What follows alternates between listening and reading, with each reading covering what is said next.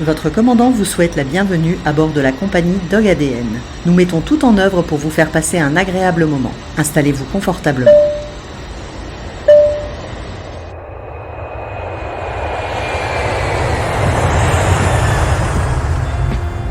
Amoureux des chiens et du sport, propriétaires de 2 huskies et pratiquants de canicross, Claire et Antoine ont eu une révélation lors de la Woof Run. Pourquoi pas nous, et si l'on créait notre propre club ? Dans cet épisode, ils nous partagent leur motivation et les étapes de création du Canisport Club de l'Adel, le CSCD, au nord de l'île, affilié à la FSLC, la Fédération des sports et des loisirs canins. Aujourd'hui, Dog ADN met à l'honneur cette jeune association pleine d'énergie à l'image de leur cofondateur. Il y a une recrudescence d'ouverture de clubs en France et j'ai trouvé intéressant de comprendre les motivations de ces fondateurs qui mettent tout leur cœur pour faire vivre et promouvoir leur passion. Si vous aussi, vous souhaitez créer votre propre club, Claire et Antoine vous apportent les réponses à vos questions. Ce sera également l'occasion de parler d'Opal, husky issu d'élevage, et Joya, adopté à l'association Un Cœur pour eux, à travers une très belle histoire qui avait pourtant mal commencé. Si vous aimez Dog ADN, faites-le savoir en nous taguant #DogADN et en mettant 5 étoiles sur les plateformes d'écoute et abonnez-vous à nos pages Facebook et Instagram. Bonne écoute! Bonjour à tous et bonjour à tous, bienvenue sur Dog ADN qui vous a réservé encore une surprise aujourd'hui puisqu'on a la chance de recevoir Claire et Antoine qui sont à l'origine de la création d'un club de canicross à Quesnoy-sur-Dole dans les environs de Lille. Bonjour Antoine, bonjour Claire, j'espère que ça va bien. Bonjour, moi ça va très bien. Bonjour Nicolas, non ça va très bien. Ça va bien se passer, je sais que c'est une première pour vous, mais c'est le début d'une grande aventure parce que vous verrez, vous serez interviewé partout après parce que votre club va prendre des dimensions internationales. Est-ce que, je sais pas, honneur aux dames, Claire peut-être ? Est-ce que tu peux commencer par nous donner ton âge, ta profession, loisir, parler un petit peu de toi, comme ça on aura peut-être plus d'informations par la suite sur le club. Qu'est-ce qui t'a motivé à créer ce club, puisque tu es la présidente du club ? Je m'appelle Claire, j'ai 30 ans. D'accord. Je suis consultante en achat d'énergie. D'accord. Eh bien, tu es bien servie en ce moment. très Bon courage, Claire. Merci. C'est un peu compliqué, mais ça va passer. Dans la vie, j'ai plusieurs passions. La première qui est l'équitation. D'accord. Parce que je pratique l'équitation depuis mes 3 ans et je suis propriétaire d'un cheval depuis 15 ans. Galop combien ? Galop 7. Galop 7, ok. Donc, je suis cavalière depuis mon plus jeune âge en compétition, notamment pony game et horseball, avant de partir sur des pratiques plus individuelles, d'accord, comme le saut d'obstacle et le dressage. Et donc, je suis passionnée par les chevaux, mais également les chiens, parce que j'ai toujours été avec mes parents propriétaires de chiens. Et quand j'ai pu en avoir un, j'en ai eu un. Et je suis partie vers le canicross. Je pense qu'on en reparlera juste après, que il y a le canicross tout seul avec son chien, et après il y a le canicross, le monde du canicross et les compétitions. Et tout l'environnement qui va autour. Mais de toute façon, quand on fréquente les cercles équestres, on s'aperçoit que, je pense pas dire de bêtises si je dis qu'il y a au moins 95% en équitation qui ont au moins des chiens, non ? Oui, c'est ça. Et il y a dans un de tes podcasts précédents, une personne, c'est sur la communication animale, qui disait que la plupart des cavaliers étaient... La plupart des personnes du monde équin font partie du monde canin, et l'inverse, c'est pas forcément vrai. Et je valide totalement ce qui a été dit, puisque dans tous nos proches qui sont cavaliers, tout le monde a 1, 2 chiens, voire même plus parfois. Après, c'est des passionnés d'animaux avant tout, je pense. C'est ça, c'est avant tout, et le plaisir de faire quelque chose avec ces animaux. Et c'est la gestion du club te prend beaucoup de temps, parce que j'imagine que déjà ton emploi du temps il doit être énorme par rapport à ton travail. Alors, la gestion d'un club, c'est ce que je dis régulièrement, c'est un deuxième métier. Oui. C'est un deuxième métier. Actuellement, on est 2 dans le bureau du club. D'accord. Donc, même si on a des personnes qui viennent en soutien, par exemple, on aura peut-être l'occasion d'en reparler plus tard, mais Julie, qui est graphiste dans sa vie professionnelle, qui a rejoint le club, qui va t'aider qui a fait le logo. Toute la partie. Oui, c'est ça. Voilà, parce que Antoine se présentera après. On est dans le milieu du commerce le graphisme, et de l'ingénierie. C'est un vrai métier. Voilà, c'est un vrai métier. Donc, on a des personnes pour nous appuyer sur des missions spécifiques. toute façon, ton travail de présidente, c'est de t'entourer des bonnes personnes. C'est ça, une bonne présidente. J'essaye. Et c'est vrai que pour le moment, c'est encore nous deux qui répondons à toutes les personnes qui nous contactent, tous les projets. Parce que je ne sais pas si tu as prévu un peu plus tard qu'on parle des projets, mais on a des projets. Rien prévu. Je sens que ça va être passionnant, donc je n'ai rien prévu. Alors, il ne faut pas me laisser le micro parce que je vais jamais laisser la parole à Antoine. C'est une conversation entre amis et passionnés de canicross. Mais c'est vrai qu'on est contacté par des professeurs du lycée hôtelier de Lille, notamment, pour un projet. On a été contacté par des étudiants d'un IUT, un DUT technique de commercialisation à Lens. À Lens, d'accord. Pour un autre projet. Et c'est vrai que tout ça vient par nous. C'est nous le point d'entrée du club, donc ça prend beaucoup de temps. Et puis, il y a aussi les projets de développement du club, notamment nos beaux maillots, dont on a le logo Dog ADN sur l'épaule. Et c'est du boulot tout ça. Rien que choisir la couleur du maillot. Donc on est très beau, on est jaune fluo. Mettre tout le monde d'accord. Mettre tout le monde d'accord. Alors pour la petite histoire, moi je ne voulais pas le jaune, mais on se plie à la majorité. Hein, c'est ça le club, hein, c'est l'esprit club. Et notre maillot est finalement très très beau. Il est magnifique. J'avoue que le rendu il est superbe. C'est gentil, merci. Et c'est vrai que tout ça, c'est de trouver le bon prestataire, on essaye de... J'espère que les adhérents qui vont écouter ce podcast seront d'accord avec ce que je peux dire ou ce qu'Antoine dira après. On essaye d'avoir un esprit très familial et c'est important de ne pas juste avoir des informations qui descendent comme j'ai choisi des maillots roses toute seule dans ma salle à manger un soir. C'est fédérateur. C'est exactement ça le mot. Et c'est vrai que là, on organise un stage de cani-VTT qui aura lieu fin mars. C'est ouvert à tout le monde ? Alors, pour le moment, c'est ouvert aux adhérents de notre club, débutants. Je me permets de poser la question parce que c'est intéressant. Éventuellement, si c'est ouvert à tout le monde, je pourrais mettre le lien. Tout à fait. Alors, il y a 15 places. On donne la priorité aux personnes de notre club. Donc la machine est en route, on leur a donné la date, on en saura bientôt plus. Et les quelques places restantes seront mises à disposition des personnes qui veulent venir au stage.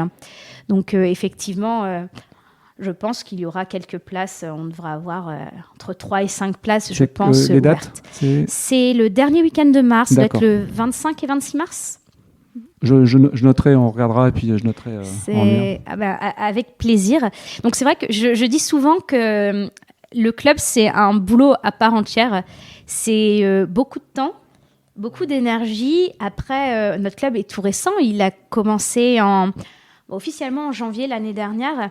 Et c'est vrai que on est satisfait, je pense ne pas me tromper quand je dis ça, de voir que on récolte les fruits de notre travail. Tout à fait, oui. Donc on est complètement bénévole. C'est rarement du hasard, de toute façon.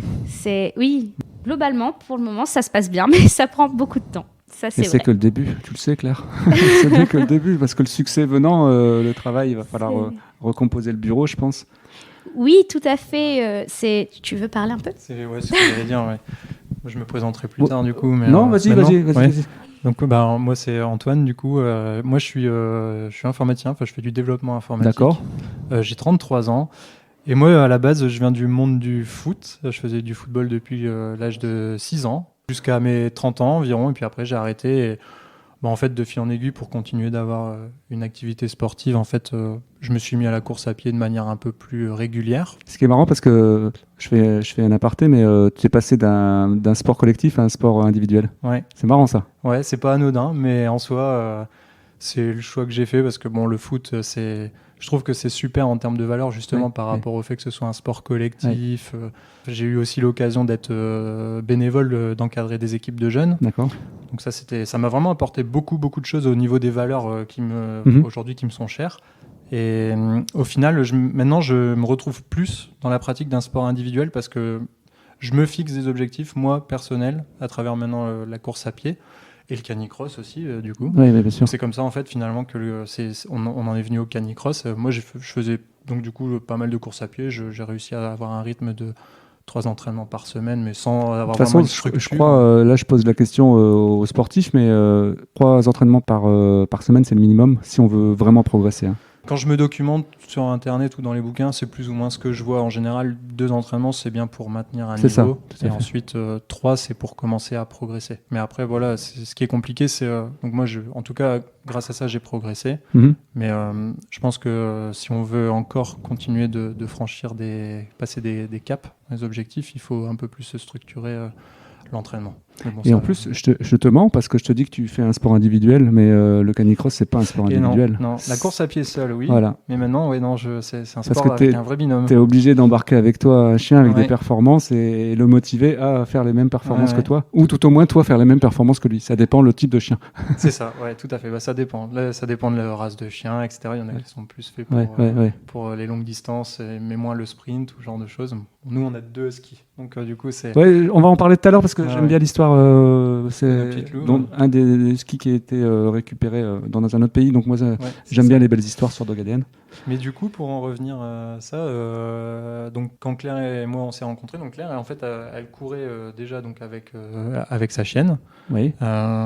Et puis du coup, moi, je me suis mis au canicross. Alors moi, j'avais pareil. En fait, mes parents, ils ont toujours eu des chiens. Et mon rêve, ça a toujours été d'avoir un chien. Mais en fait, avant le Covid, etc., j'avais pas beaucoup de temps pour pouvoir m'occuper correctement d'un chien. Donc, j'ai jamais sauté le pas d'en prendre un.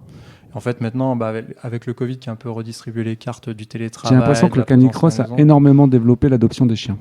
Ah oui, franchement, je pense. Je pense que c'est un rôle qui est important là-dedans. Et donc, moi, je m'y suis mis comme ça. Donc, plus de temps à la maison, donc plus de temps pour bien s'occuper du chien, courir avec. Et de fil en aiguille, on s'est dit, on va sauter le pas, on va prendre la 2e. En fait, on se disputait de qui allait courir avec le chien et qui allait courir sans chien à côté. Donc, on a réglé le problème, chacun son chien. Ouais, c'est génial. Moi, je trouve ça génial. Et puis même en termes de performance, parce qu'on est plus ou moins en forme selon les jours, donc les chiens n'ont pas les mêmes performances, je pense, les 2. Non, on en a une qui est plus athlétique, plus... je sais pas comment décrire son caractère, mais je dirais elle est plus têtue et elle a plus un caractère de gagnante. Et l'autre, en revanche, celle qu'on a adoptée, du coup, déjà, elle a démarré un peu plus tard aussi le canicross. Donc, il a fallu prendre un peu de temps pour l'habituer, commencer à lui faire de plus en plus de kilomètres au fil du temps. Elle y prend goût, mais elle court plus avec son cœur et son mental. Quoi. Elle le fait vraiment pour nous faire plaisir. Nous, on est super contents parce que c'est à la base, avant de se lancer dans une démarche, d'en faire en compétition, de créer un club, etc. Enfin, l'histoire qu'on racontera un peu plus tout à l'heure, dans le détail. Ouais. À la base, c'était juste s'amuser avec nos animaux, quoi. Et puis, comme c'est les huskies, ils ont la réputation d'être des chiens assez sportifs, donc on essaye de les contenter du mieux qu'on peut. Et avec du recul, justement, ça c'est intéressant. Comment on pourrait définir le husky dans le canicross ? Quelles seraient ses qualités, quels seraient ses défauts ? Le husky, c'est un chien qui adore le sport, qui est super, qui a besoin de ça dans son développement personnel. Alors moi, je suis pas éducateur canin, je connais pas super bien les races, mais en tout cas, c'est ce qu'on constate. C'est ce qu'on appelle les patrons moteurs. C'est leur besoin. C'est ça. Donc, à répondre à un besoin. Ça, c'est sûr qu'ils en ont besoin. Par contre, les notes, à partir du moment où les besoins sont remplis, c'est des chiens de canapé. C'est-à-dire qu'à la maison, elles dorment, elles sont zen. Et c'est fantastique ce que vous êtes en train de dire tous les deux, parce que ça prouve que les abandons de husky, si on remplissait leurs besoins, il n'y en aurait pas. Ça peut être des chiens d'appartement, mais il faut leur donner leur minimum syndical. Quand j'ai connu Antoine, moi, Antoine l'a dit, j'étais déjà propriétaire de ski, de Opale. Et je vivais en appartement, donc, parce que la vie a fait que j'ai dû retourner en appartement avec elle. Et elle était pas malheureuse, et c'était, comme Antoine vient de le dire, un chien de canapé, parce qu'on allait promener 2-3 heures par jour, et on faisait du sport à côté. Et c'est vrai que quand on tape husky sur Internet, adopter un husky, ça fait assez peur. Hein. Moi-même, pour la petite histoire, je ne voulais pas de husky. Je me suis retrouvée avec un husky, mais ce n'est pas la race que je voulais. De prédilection, étant dans le milieu du cheval, moi, je rêvais plutôt d'un chien qui pouvait me suivre à cheval. Parce que le husky, c'est vrai que c'est un gros instinct de chasse. Et on ne peut pas le mettre en liberté comme on veut, n'importe où. D'ailleurs, les nôtres ont un instinct de chasse, notamment une particulièrement développée, et malheureusement, c'est le canicross et les grandes balades en longe, les grandes randos qui vont subvenir à ses besoins. Et c'est important, c'est pour ça que j'ai repris le micro sur Antoine, c'est parce qu'on lit des choses sur le ski sur Internet, et comme tu l'as justement mentionné, ce sont des chiens merveilleux si on répond à leurs besoins. Et c'est vrai qu'avec notamment une série Game of Thrones, ça a été très à la mode parce qu'ils sont magnifiques, c'est des très très beaux chiens, mais c'est aussi des chiens qui ont besoin de courir de grands espaces. Ce ne sont pas des chiens pour rester dans un jardin, et il vaut mieux quelqu'un en appartement qui va chausser ses baskets, qui va courir avec, qui va mettre ses bottes et qui va aller le promener pendant des heures, que quelqu'un en maison qui va laisser son husky dans 100 mètres carrés. Message subliminal aux associations qui ne veulent pas donner des chiens à l'adoption quand vous vivez en appartement. C'est une erreur. Voilà, sachant que, Antoine l'a dit, on le dit très souvent, on a des huskies de canapé. Regarde, là, on a un berger allemand de canapé il dort et on ne va pas l'entendre avant ce soir. C'est fantastique. On a les mêmes à la maison, version husky. On a répondu à ses besoins en exercice aujourd'hui, et autant intellectuel que physique, c'est important. Alors, les huskies sont des chiens, de ce que je peux connaître, de ce que je peux voir, parce qu'encore une fois, je ne suis pas éleveuse de husky, ou on n'est pas éducateur canin ni rien, mais ce sont des chiens qui vont faire les choses parce qu'il y a un intérêt derrière. D'accord. Notamment, c'est le gros problème pour le rappel, et ça, c'est pas moi qui l'invente, il suffit d'aller voir sur Internet des études. Le problème, c'est qu'elles vont avoir du rappel dans un espace, si on est les choses les plus intéressantes autour d'elles. S'il y a un petit lympa qui passe, c'est l'instinct de chasse qui passe au-dessus. C'est le problème des stimuli. Et là, ça ne les intéresse plus. L'humain ne les intéresse plus. Et c'est vrai qu'on le remarque. Par exemple, elles sont dans le jardin, on veut les faire rentrer dans la maison. S'il n'y a pas d'intérêt, s'il n'y a pas la balade à la clé, s'il n'y a pas la gamelle, on peut leur demander 5 fois de rentrer. Le chien est opportuniste. Donc, et les huskies particulièrement, en tout cas. Plus, ils sont primitifs. C'est ça. Mais en canicross, je dirais que le husky, c'est un chien d'endurance. C'est pas un chien avec lequel on va faire. Sur du trail c'est ça. De la longue distance. Ouais. En tout cas, des huskies, que ce soit nos deux, et j'ai eu l'occasion de courir 1 ou 2 kilomètres avec Berry, le husky de Maxime, un adhérent de nos clubs, parce qu'on a échangé nos chiens, parce que à force de se dire moi elle est comme ça, moi elle est comme ça, on a échangé les chiens quelques kilomètres. Et c'est vrai que de ce que je remarque, le husky, il va s'adapter à la vitesse du coureur derrière, et ça va être un petit moteur. Ça va être une tension continue en petit moteur et pas quelque chose qui bourrine. C'est de l'assistance douce. C'est ça. Ouais. Mais elles peuvent suivre des kilomètres et des kilomètres. Pour l'instant, c'est plus nous, en tant que coureurs, qui limitons nos chiens, là, les deux, que l'inverse. Par rapport à nos performances intrinsèques d'être humain. Ouais. C'est ça. Pour l'instant, on n'a pas encore le niveau pour atteindre leur limite à elles. Si on revient au club, c'est quoi la genèse ? Comment vous êtes arrivé aujourd'hui à créer un club ? Alors, comme on l'a dit, j'ai rencontré Antoine, ou Antoine m'a rencontré, peu importe. J'étais déjà propriétaire d'Opale. En plus, on est dans la région de la Côte d'Opale. Du coup, on est quelques-uns propriétaires à avoir eu la même idée l'année des hauts. Voilà, donc j'avais Opale, et elle avait besoin de se dépenser. Donc, je me suis mis à courir avec elle. J'ai entendu parler d'un magasin qui n'existe plus à Moucron, en Belgique. J'y suis allée chercher Dog Challenge, je crois. Dog Challenge, c'est ça. Tout à fait. Alors, ça n'existe plus à ma connaissance depuis. Mais j'étais allée chercher le matériel qu'il fallait. J'ai eu 2-3 conseils de la part du gérant. Puis je m'y suis mis comme ça, j'y connaissais rien. J'avais des chaussures premier prix, vraiment, sachant que j'aime pas courir de base, mais je le faisais pour elle. Puis petit à petit, j'ai pris plaisir à courir avec elle. Donc j'y allais 1 fois par semaine. Puis j'ai rencontré Antoine qui courait. Lui, pour le coup, qui est un coureur et qui est un meilleur coureur que moi. Sans chien, voilà, sans chien. Et on s'est mis à courir à 2, et on courait régulièrement. Donc, on était du côté de Quesnoy-sur-Dole. D'accord. Et c'est vrai qu'on courait souvent, c'était un peu notre zone de prédilection. Et un jour, le long de la Dole, une de mes connaissances qui nous explique que sa fille, l'année dernière, a fait une course de chiens. Et on s'est regardé avec des grands yeux, mais qu'est-ce qu'elle nous raconte ? Donc là, on remonte dans le temps, c'était il y a combien de temps à peu près ? C'était en mai 2020. D'accord. Et du coup, Sandrine, elle s'appelle, et elle nous raconte, mais si, une course de chiens avec des obstacles. Et nous dit, mais qu'est-ce qu'elle nous raconte ? Et au final, elle allait chercher sa fille qui était pas loin, et ils nous ont dit, c'est la Woofrun. La Woofrun, qui est un vrai succès maintenant. Le soir, on était comme des fous devant nos ordinateurs en disant, mais c'est quoi ce truc ? Mais c'est un truc. Donc c'est comme ça qu'on a découvert que le canicross, c'était tout un monde. et que ça allait au-delà de personnes comme moi je pouvais le faire ou comme Antoine un peu depuis un moment, parce que ça fait un moment quand même qu'on se fréquentait quand on a appris que ça existait. Et on a regardé des vidéos, tout ça, et on est allé à la Woofrun. Ah, puis la Woofrun, c'est quand même une belle vitrine du sport. Hein. Du sport canin, et puis de l'échange, et puis toutes les possibilités d'activité avec son chien. On est allé, moi, la première Woofrun que j'ai fait, c'est 2021 aussi. Ah bah, on a dû se croiser là-bas. Tout à fait. Ouais. Mais il faut admettre que l'environnement est magnifique avec le château et tout. C'est très chouette. C'est très beau. Et je ne peux que la conseiller parce que, après je répondrai à la suite de ta question, mais c'est vrai que la Woofrun, il y a deux parties, il y a la partie obstacle, la partie fun, non chronométrée. Donc c'est bien, on peut le faire en 2 jours si on veut. Très grand public. Ouais, tout à fait. C'est très grand public, il y en a pour tous les chiens. Alors effectivement, quand on a un petit chien, à certains endroits, on n'a pas d'autre choix que de le porter à la Woofrun. Au-dessus des ballots de paille, et puis il y a l'eau, les passages d'eau aussi. Il y a un passage d'eau. Alors, moi, je fais 1m70, j'ai de l'eau jusque la poitrine. Cette année, il faisait froid, je crois. Après, il faisait très froid, surtout le dimanche matin.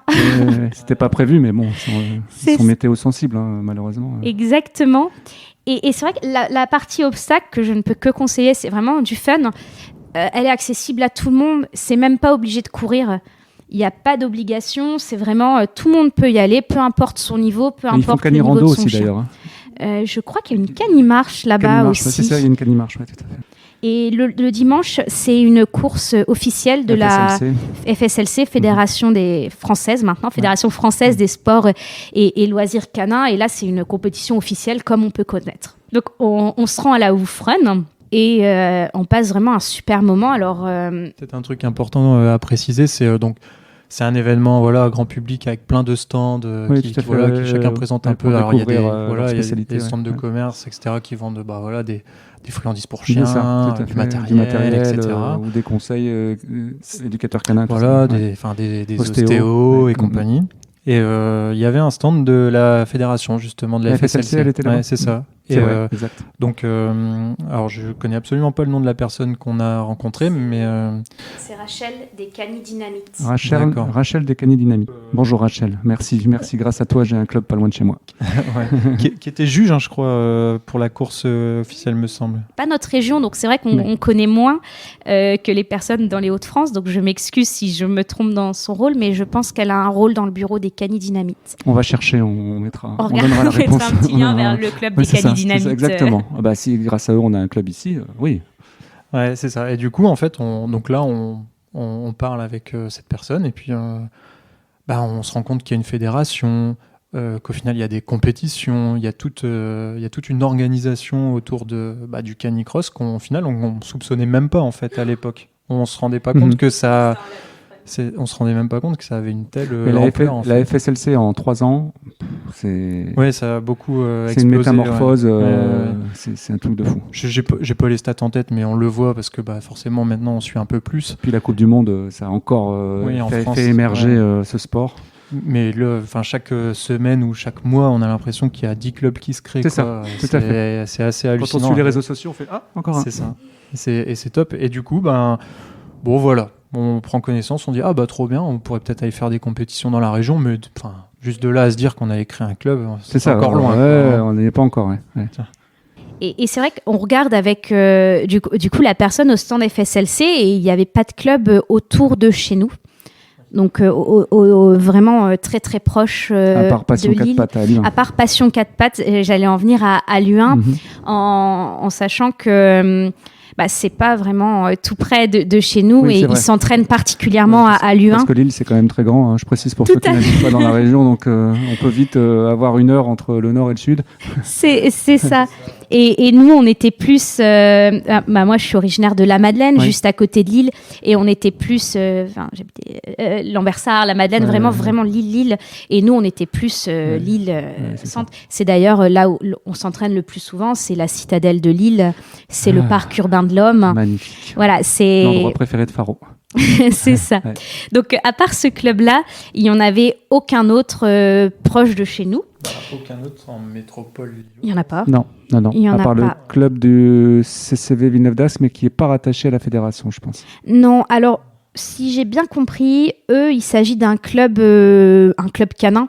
et ils ont une partie qui fait du canicross. D'accord. Et ils ne sont pas rattachés effectivement à la fédération. Et suite à ça, un jour, je lui dis que je veux créer un club. Et il s'est dit que j'étais une folle. Chérie, si on crée un club. Ouais, c'était un peu ça. Il m'a regardé avec des grands yeux. Et suite à ça, je peux partir dans le processus de création de club. Ouais, parce que justement, c'est intéressant. Parce qu'en fait, l'idée au début de pourquoi je vous ai demandé, et merci d'ailleurs d'être venu, je ne sais même pas si je vous ai remercié, je manque à mon devoir, c'est de donner peut-être l'envie à des gens comme vous de créer leur club à certains endroits pour augmenter le maillage et pour faire découvrir cette discipline qui est passionnante, quoi. C'est ça. Passionnante, qui répond à beaucoup de besoins du chien. Et moi, je reste convaincu que s'il y avait plus de gens qui faisaient du canicross, on aurait moins de problèmes d'éducation canine, parce que ça répond à tous les besoins, quoi. Mais d'autant plus que là, tu l'as dit justement, le seul club qui existait le plus proche de chez nous, c'était déjà loin de chez nous. C'est pas une zone dans laquelle on va. Oui, tout à fait. Et c'est vrai que ça nous a limités. Et aujourd'hui, on le voit, ça nous arrive d'aller nous entraîner un peu plus loin que les lieux habituels. Et il y en a, ils ne viennent pas parce que c'est un peu trop loin pour surtout eux. Après le travail, les embouteillages lillois. Exactement. C'est un détail, mais c'est comme à Paris, mais en plus petit. Hein, mais... Et alors, nous, on s'entraîne le mercredi soir et le dimanche matin. Le dimanche matin, il y en a, ils veulent dormir à juste titre. Et c'est vrai que faire 30-45 minutes de route... On peut dormir quand on a un chien ? Moi, j'y arrive pas. Il va vite me rappeler qu'il est l'heure d'aller promener. Il est l'heure d'aller courir. Mais c'est vrai que on peut concevoir que nous-mêmes, c'était la question quand on a créé le club. On n'a pas envie de faire beaucoup de route pour le dimanche matin et se lever à 6h du matin. C'est ça. Ouais. D'autant plus que... Petite parenthèse, pour les personnes qui ne nous connaissent pas, qui veulent se mettre au canicross, il ne faut pas nourrir son chien et partir courir dans les 10 minutes. C'est minimum 2 heures, voire 3 heures dans l'idéal avant. Ou alors le nourrir après. Ou le nourrir après, ce qui est encore mieux. Ce qui est encore mieux. C'est nous ce que l'on fait. Mais sinon, c'est vrai que... Voilà, il y a quand même des choses à connaître. Parce que nourrir à 3 heures du matin, ça commence à être un peu compliqué. Ou alors en revenant de soirée. C'est ça. Mais du coup, là, c'était la petite parenthèse aussi des débutants nous écoutent.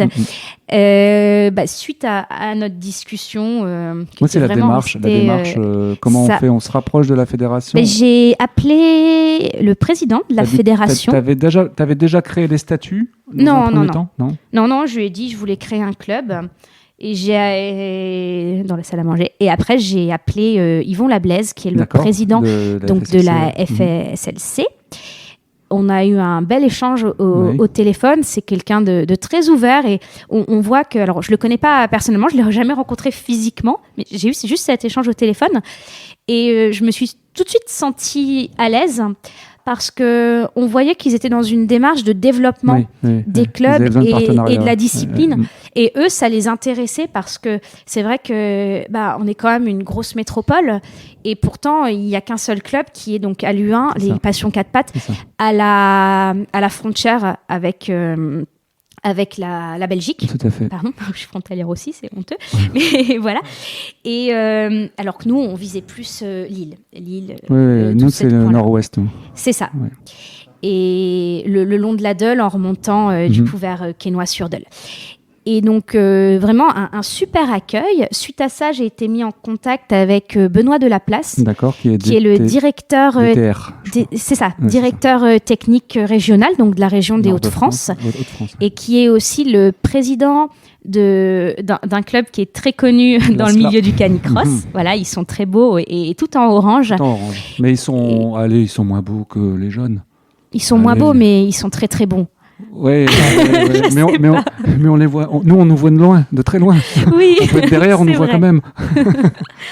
Mais donc c'est un club très très connu dans le milieu du canicross parce que au-delà de leur chaque année, lorsqu'ils font leur canicross, c'est je crois quasiment entre 350 et 450 personnes qui sont présentes pour avec des personnes qui viennent de loin. Ce qui est énorme. Et c'est l'un des plus gros clubs, je crois, en termes d'adhérents, oui. En termes d'adhérents, Voilà, et ils ont des très très bons sportifs dans leur club.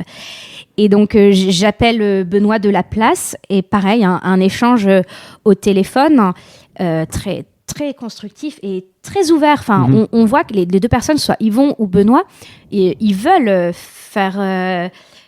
développer leur sport. Merci. Développer le canicross en France et donc Benoît dans la région.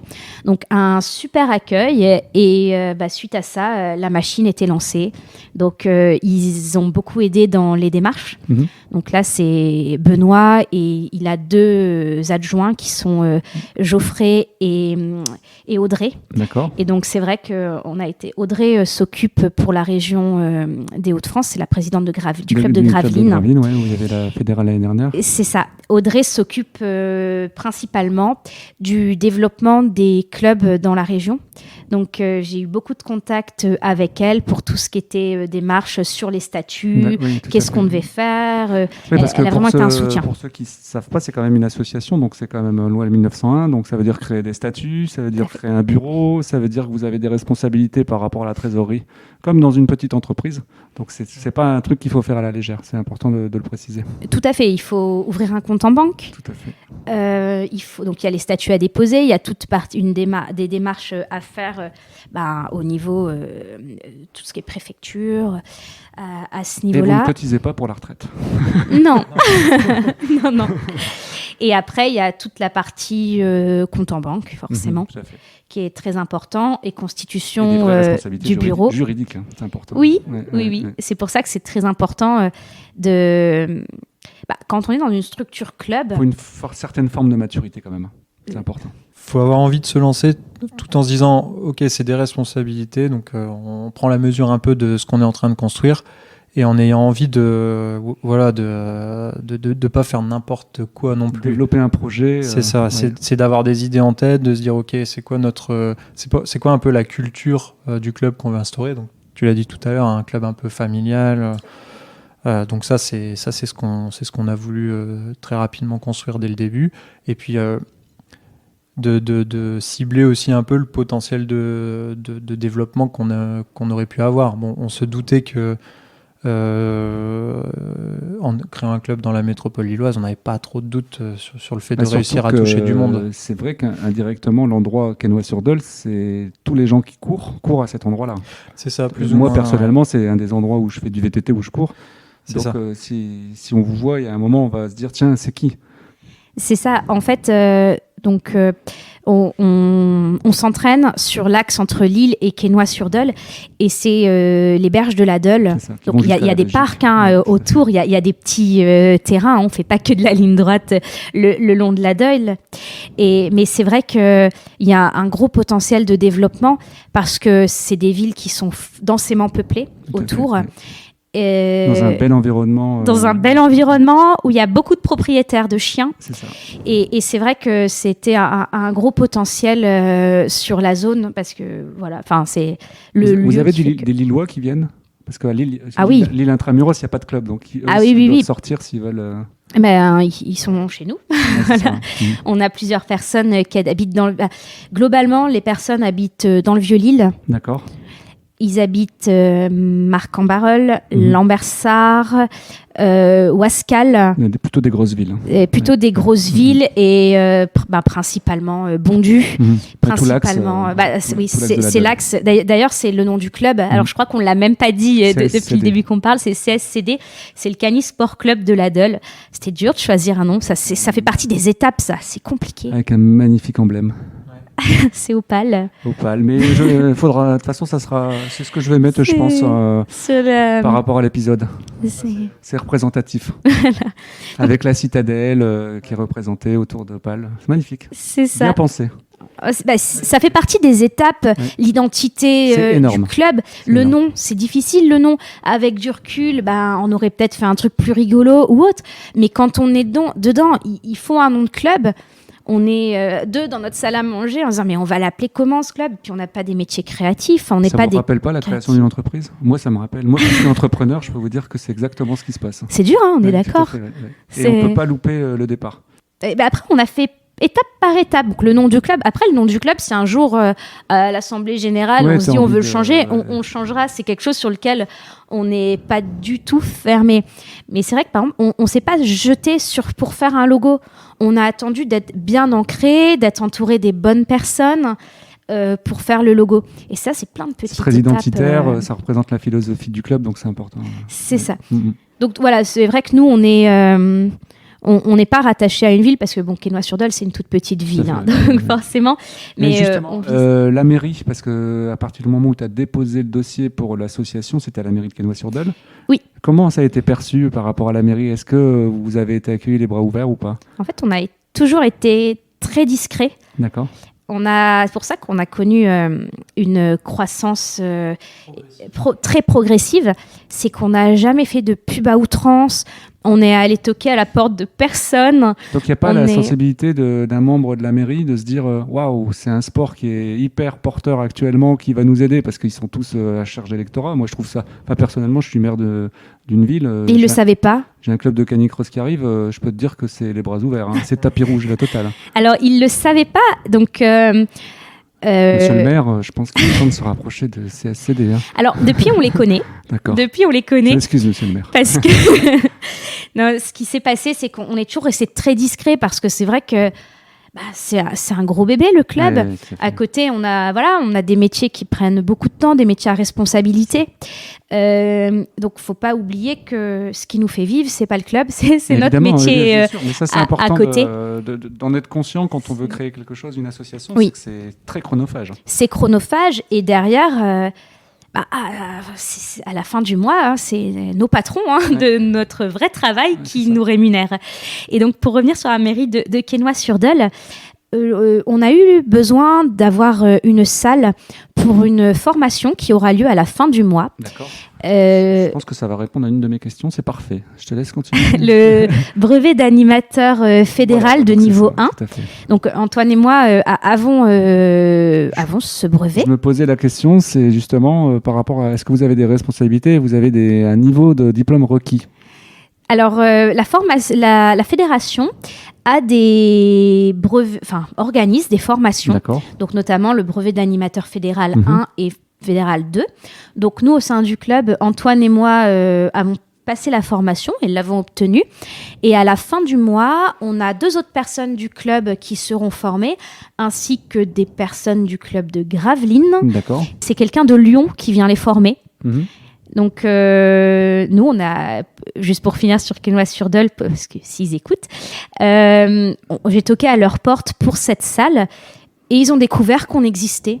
D'accord. Et suite à ça, vraiment, un super accueil. Ils ont demandé si on avait de la documentation. On leur a envoyé des photos. On est allé... à la journée du patrimoine, du terroir. On a animé un petit stand, on a fait quelques petites initiations, on avait ramené nos chiens. Et les adhérents avaient ramené leurs chiens. Un reportage sur le journal La Voix du Nord. Exactement, qui a abouti à ça et qui a également abouti à de nouveaux adhérents. Comme quoi, dans il y a des retombées médiatiques. C'est là où j'insiste. Oui, mais c'est assez marrant cet article parce que on est tous les deux de la métropole et... Pareil, on n'a pas crié sur tous les toits qu'il y avait cet article et on a eu des messages de copains suite à ça, qui n'étaient pas du tout dans le canicross, qui nous ont envoyé des photos du journal. On a eu des contacts suite à cet article dans le journal et c'est vrai qu'on peut remercier la mairie de Quesnoy et c'est eux qui connaissent la journaliste, que c'est la journaliste de Quesnoy, de Léman-Frolinguien. Et on a passé une super journée. Et on a des bonnes relations avec la mairie de Quesnoy. Dès qu'ils ont su qu'on existait, on a vraiment été accueillis à bras ouverts. J'ai envie de poser une question, mais je sais pas, est-ce que c'est pas trop en avance par rapport au moment où j'avais prévu de poser cette question ? À quand un canicross à Quesnoy-sur-Dole ? À quand c'est un des projets qu'on a depuis le début de la création du club. On s'est dit, on crée ça faisait partie du package ? Voilà, on s'est dit, il faut qu'on organise notre course. D'accord. Voilà, c'est... Que consommateur. Voilà, c'est ça. C'est ça. Et apporter une contribution en termes d'organisation. C'est ça. Donc du coup, on y réfléchit depuis le début. On réfléchit à des lieux potentiels parce que toute la difficulté, c'est de trouver quand même des endroits où déjà nous, dans la métropole, au final, rien que pour les entraînements, on est toujours en recherche active de nouveaux lieux où aller s'entraîner. Les chiens peuvent se lasser. Les chiens peuvent se lasser. Ils connaissent par cœur les parcours à force. Quand on s'entraînait en dehors du club au tout début, le long de la Deule, ou qu'on allait courir un peu dans la campagne, il n'y avait même plus besoin de donner les indications de direction. Il n'y a plus de droite et de gauche, ils savent tout de suite. Ils connaissent tout par cœur. Donc voilà, on est toujours en train de rechercher de nouveaux lieux, et forcément, dès qu'on en trouve un nouveau, on essaye de se poser la question de voir si ce serait possible d'y organiser techniquement, une course. Parce que voilà, donc là, on est en train un peu. Parce que en gros, je me permets, je pose des questions. Le parcours, c'est quoi? C'est 5 km à peu près? Dans l'idéal, le parcours long? Oui, ça dépend. L'idéal, c'est une course, entre 4 et 6 km, je dirais, quelque chose comme ça, pour un canicross long, on appelle long. Après, souvent, il y a toujours une déclinaison. Ouais, c'est plus facile. Court. J'imagine que le plus dur, c'est de trouver le long. En termes de piste. C'est ça le plus dur. Et puis souvent, il y a tous les autres sports. Donc, du coup, parce qu'il n'y a pas que le canicross, il y a aussi cani-VTT, cani-trottinette éventuellement. Etc. Cani-marche aussi, il ne faut pas oublier. Et toute la difficulté, en fait, c'est de trouver un parcours qui peut très bien se prêter à toutes les disciplines. Avec des variations de terrain, un peu de dénivelé, parce que souvent, c'est ce qui est un peu plus fun quand on court en canicross. Un peu de single, de sous-bois. Et ce qui est difficile, c'est qu'on est quand même le plat pays. Oui, c'est ça. Donc, il faut essayer de trouver un terrain un peu fun, parce que... faut que les gens ils aient envie de venir et de revenir surtout. C'est pas le tout d'organiser une course, mais que c'est que cette course, elle devienne pérenne d'année en année, et que les gens soient contents de revenir faire notre canicross. Les terrils, c'est trop loin. Alors, le canicross des terrils, ce serait quand même exceptionnel. Hein. Alors, j'ai piqué le micro dans les mains d'Antoine. Mais c'est la passion, ça, qui l'emporte. Oui, et puis je parle beaucoup, le pauvre. Le canicross à Quesnoy-sur-Deule, ça risque d'être un peu compliqué parce qu'il faut vraiment trouver la boucle de 5 km, mais il y a d'autres pistes. Sans croiser une route, c'est ça. C'est ça, sans être sur du béton. Sachant que c'est un endroit à fort passage, donc tu ne peux pas bloquer des passages, des axes principaux. Ouais. C'est ça. Alors, on le sait que tous les clubs n'organisent pas une course à 2 km de l'adresse du siège social. Bien sûr. Et nous, c'est peut-être plus notre vision, c'est il faut trouver un endroit sympa. Et après, pour répondre à ta question précisément, on aimerait que ce soit automne-hiver l'année prochaine. D'accord. Donc il faut trouver le terrain, il faut trouver la mairie, il faut avoir les autorisations. Vous faites quoi les 300 prochains jours et nuits? On ne prend pas encore, justement, on ne se rend pas encore vraiment compte du travail qu'il y a à fournir pour organiser ça. Mais après, ça fait partie de nos ambitions. Après, tu as des villes qui sont plus ou moins accessibles, avec des mairies, avec des adjoints dédiés au sport, et je pense que c'est là où il y a tout le travail à faire. Et là, ça va être du réseau, etc. Oui, c'est ça. Ouais. Mais c'est passionnant. Oui. On se met dans un coin de la tête. Ouais. Et pour revenir juste par rapport... vous faites combien d'entraînements en semaine? En général, on en fait 2. On essaye d'en faire un le mercredi soir. Enfin, en gros, en semaine, c'est pas toujours figé. On s'adapte aussi en fonction des personnes qui sont présentes ou autres et de leurs contraintes. Au niveau des activités, ça va être cani-cross, cani-VTT, cani-marche, ou pour l'instant, dites-moi un petit peu.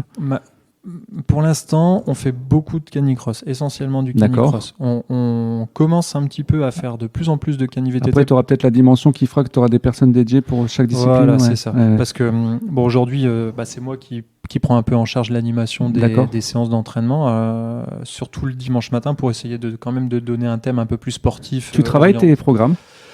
On va rentrer dans le vif du sujet, je te préviens. Pour être honnête, cet été, quand on est parti en vacances, je m'étais motivé à faire un petit programme déjà pour l'été, pour les gens d'entretien, on va dire, juste continuer à faire un peu de sport pour s'entretenir.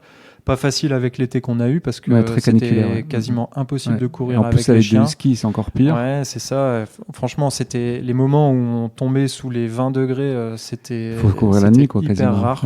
C'est ça.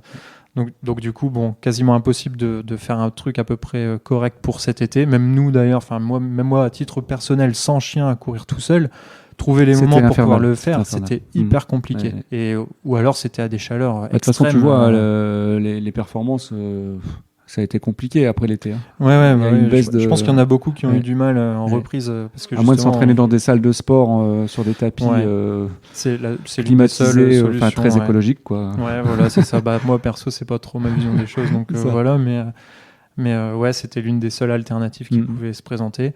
Donc j'avais fait un petit programme pour l'été. Bon, au final, je l'avais envoyé en public sur notre groupe pour les gens du club.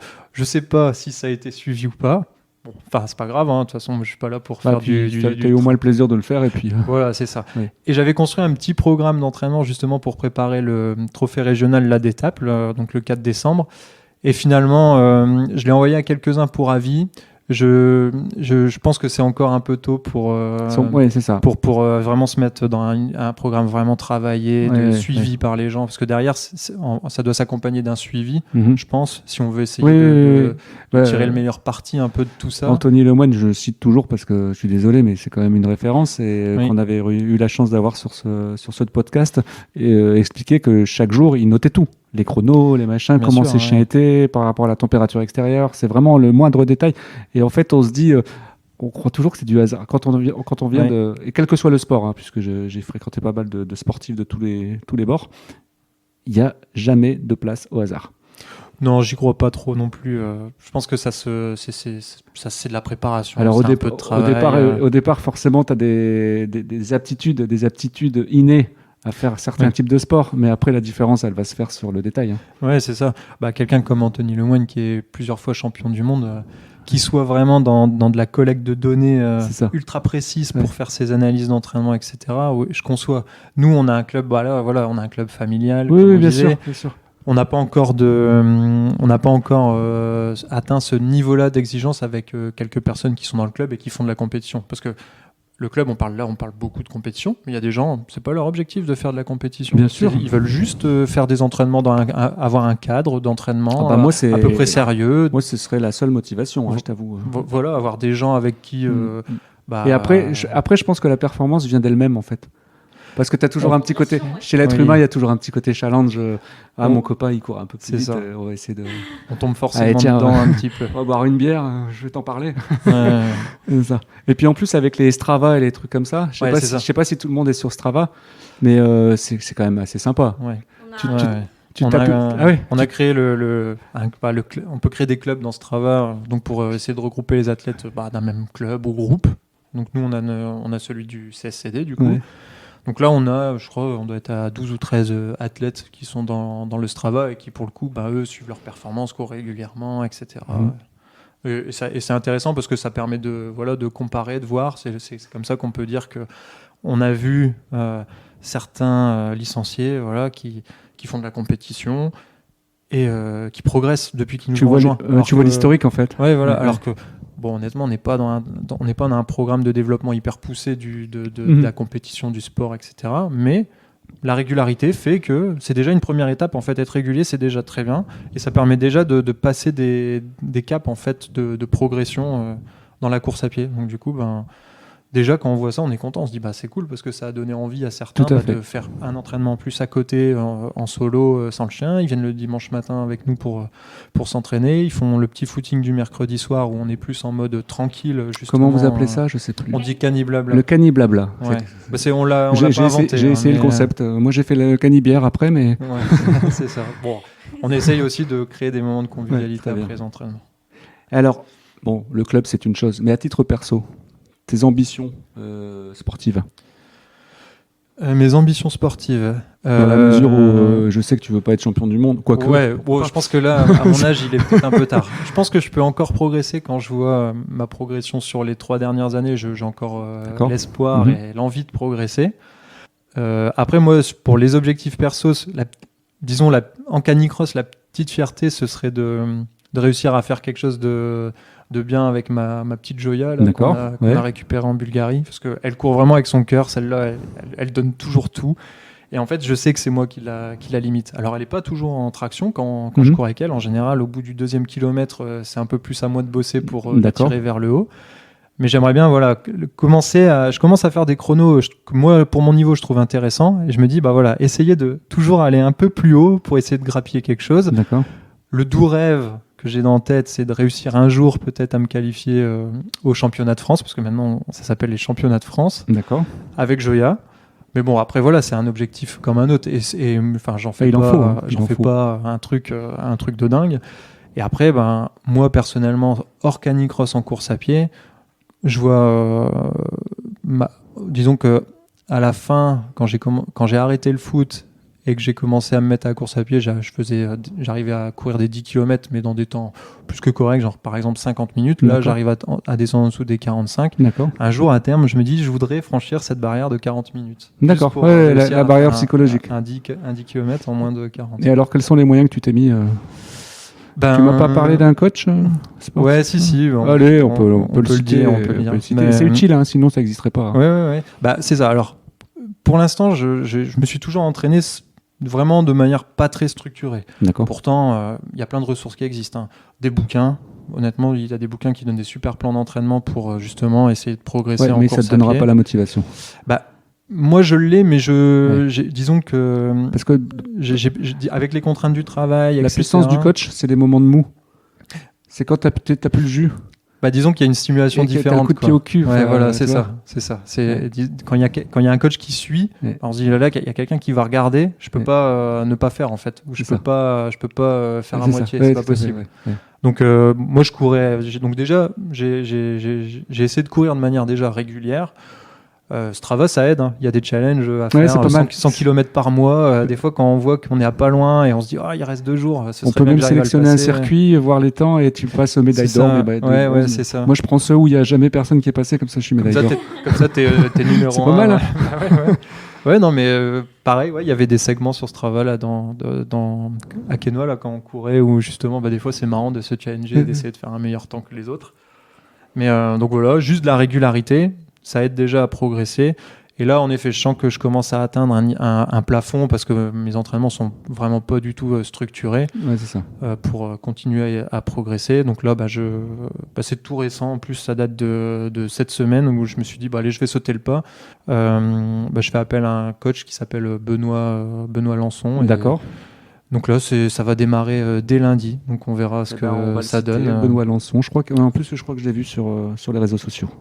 Benoît, en fait, c'est grâce à toi en fait au final que je me fais coacher par lui. Au Canicross de Villeneuve d'Ascq. Parce que voilà, on était ensemble au Canicross de Villeneuve d'Ascq et donc à la fin de la course, quand on s'est retrouvé à parler avec Bruno, Emmanuel Cotin, tout ça. Et puis Emmanuel et puis.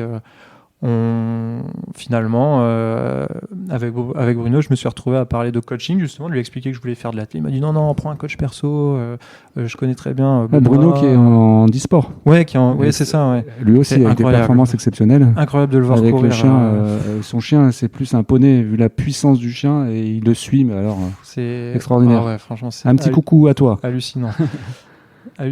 Et donc voilà, donc du coup l'idée a fait son petit bonhomme de chemin depuis donc début septembre quand même. Super. Il faut du temps pour prendre des décisions chez moi. Donc mais je vais pas aussi vite que Claire qui en un claquement de doigts te crée un club, tu vois, de zéro. Mais donc là, je commence la semaine prochaine et puis on verra bien ce que ça donne. Si ça marche, tant mieux, je serai content, j'atteindrai mes objectifs. C'est génial. De toute façon, si ça marche pas, c'est pas grave en fait. En général, quand t'as pas d'objectif, tu les atteins pas. C'est l'avantage. Ouais. C'est le gros avantage. Et toi, Claire, tu as des ambitions en termes de performance ou on reste dans le plaisir même si les deux ne sont pas incompatibles, bien sûr, mais. Alors moi, je reste dans le plaisir plutôt. Dans cette année, mon objectif, ce serait de faire un cani VTT avec Opal. D'accord. Parce que Opal, elle aime beaucoup le cani VTT, donc effectivement, c'est un husky, donc ça n'a pas la puissance que peut avoir d'autres chiens en VTT, donc il faut que je pédale plus. Mais par contre, ça te laisse peut-être l'erreur autorisée que tu n'auras pas avec un ESD qui est très puissant, et si tu n'as pas un niveau technique de pilote de VTT, on parle bien de pilotage, on n'est plus dans... Parce que tu peux être à 25, 30 km/h, 35 selon... Là, il faut quand même savoir ce qu'on fait. C'est ça. Et alors, pour la petite anecdote, je fais une petite parenthèse. Antoine parlait tout à l'heure du fait qu'il faut varier les terrains pour les chiens. Oui. Et notamment, j'ai fait un petit relais de 2 km à VTT. C'était en fin d'année, à la fin du printemps. Et il se trouve que je fais toujours du cani VTT au même endroit. Et alors, ces 2 kilomètres en VTT, je les ai subis parce que je lui donnais les indications trop tard. D'accord. Mais parce que d'habitude, je lui donne l'indication, mais elle sait déjà où on va. Oui. Et là, c'était sur un terrain qu'elle connaissait pas. Il faut anticiper, et plusieurs fois, je me suis fait une frayeur en me disant, mais c'est pas comme en course à pied, parce qu'en course à pied, entre le moment où tu donnes la direction et le moment où tu y arrives, il y a quand même un petit laps de temps. En VTT, ça va beaucoup plus vite. Et en plus, tu perds la direction parce que le chien, il est attaché sur la roue, à hauteur de la roue avant. C'est ça. Donc, elle a des moments de doute, c'est pas une folle furieuse, donc ça s'est très très bien passé. Mais c'est vrai que je me suis dit que j'avais une marge de progression en VTT et elle aime beaucoup ça. Donc, je vise Gravelines, la compétition de Gravelines en cani VTT parce que... En plus, c'est un terrain plus plat, peut-être plus accessible. C'est ça, pour une débutante VTT, comme moi, qui fait que en entraînement. Donc, c'est le terrain qui m'a été conseillé. Donc, j'espère que pour cette première compétition, donc c'est le 19 février, si je ne me trompe pas dans la date. 2023, d'accord. 2023. Et j'espère qu'il n'y aura pas la tempête de l'année dernière pour que le terrain soit praticable. Sinon, je pense que j'irai sur mes 2 jambes, pas avec mes 2 roues. Mais ça, c'est un de mes objectifs pour cette année. Voilà, l'année dernière, j'étais à 3 places d'être qualifiée au trophée fédéral. D'accord. J'aimerais bien aller chercher ces 3 places, mais il y a toujours des nouveaux, il y a toujours des juniors qui passent seniors. Des nouveaux passionnés. Des nouveaux passionnés. Et puis on a beaucoup de gens qui viennent de l'athlétisme. Des nouveaux chiens. Oui, il y en a des très très bons. Ouais. Donc je veux pas être déçue si j'y arrive pas, mais si j'y arrive, ce sera bien. Je serai contente. Mais ouais, je dirais que performance, mon objectif, c'est plus aller faire un cani VTT avec Opal et pouvoir m'amuser un peu en VTT avec elle. On ira s'entraîner ensemble, tiens. Avec plaisir. Et nos petites louloutes, là, donc, est-ce que vous pouvez nous raconter leur histoire ? Tout à fait. Je raconte la première, puisque les premiers mois, Antoine n'était pas là, et puis je lui laisserai la main pour Joya. Opal, c'est une husky qui a eu 4 mois tout début octobre, 4 ans, pardon, oui, 4 ans, tout début octobre. Elle vient d'un élevage. Alors, c'est pas elle est pas l'off, voilà. Alors, pour la petite histoire, elle a une maladie auto-immune qui affecte son système digestif.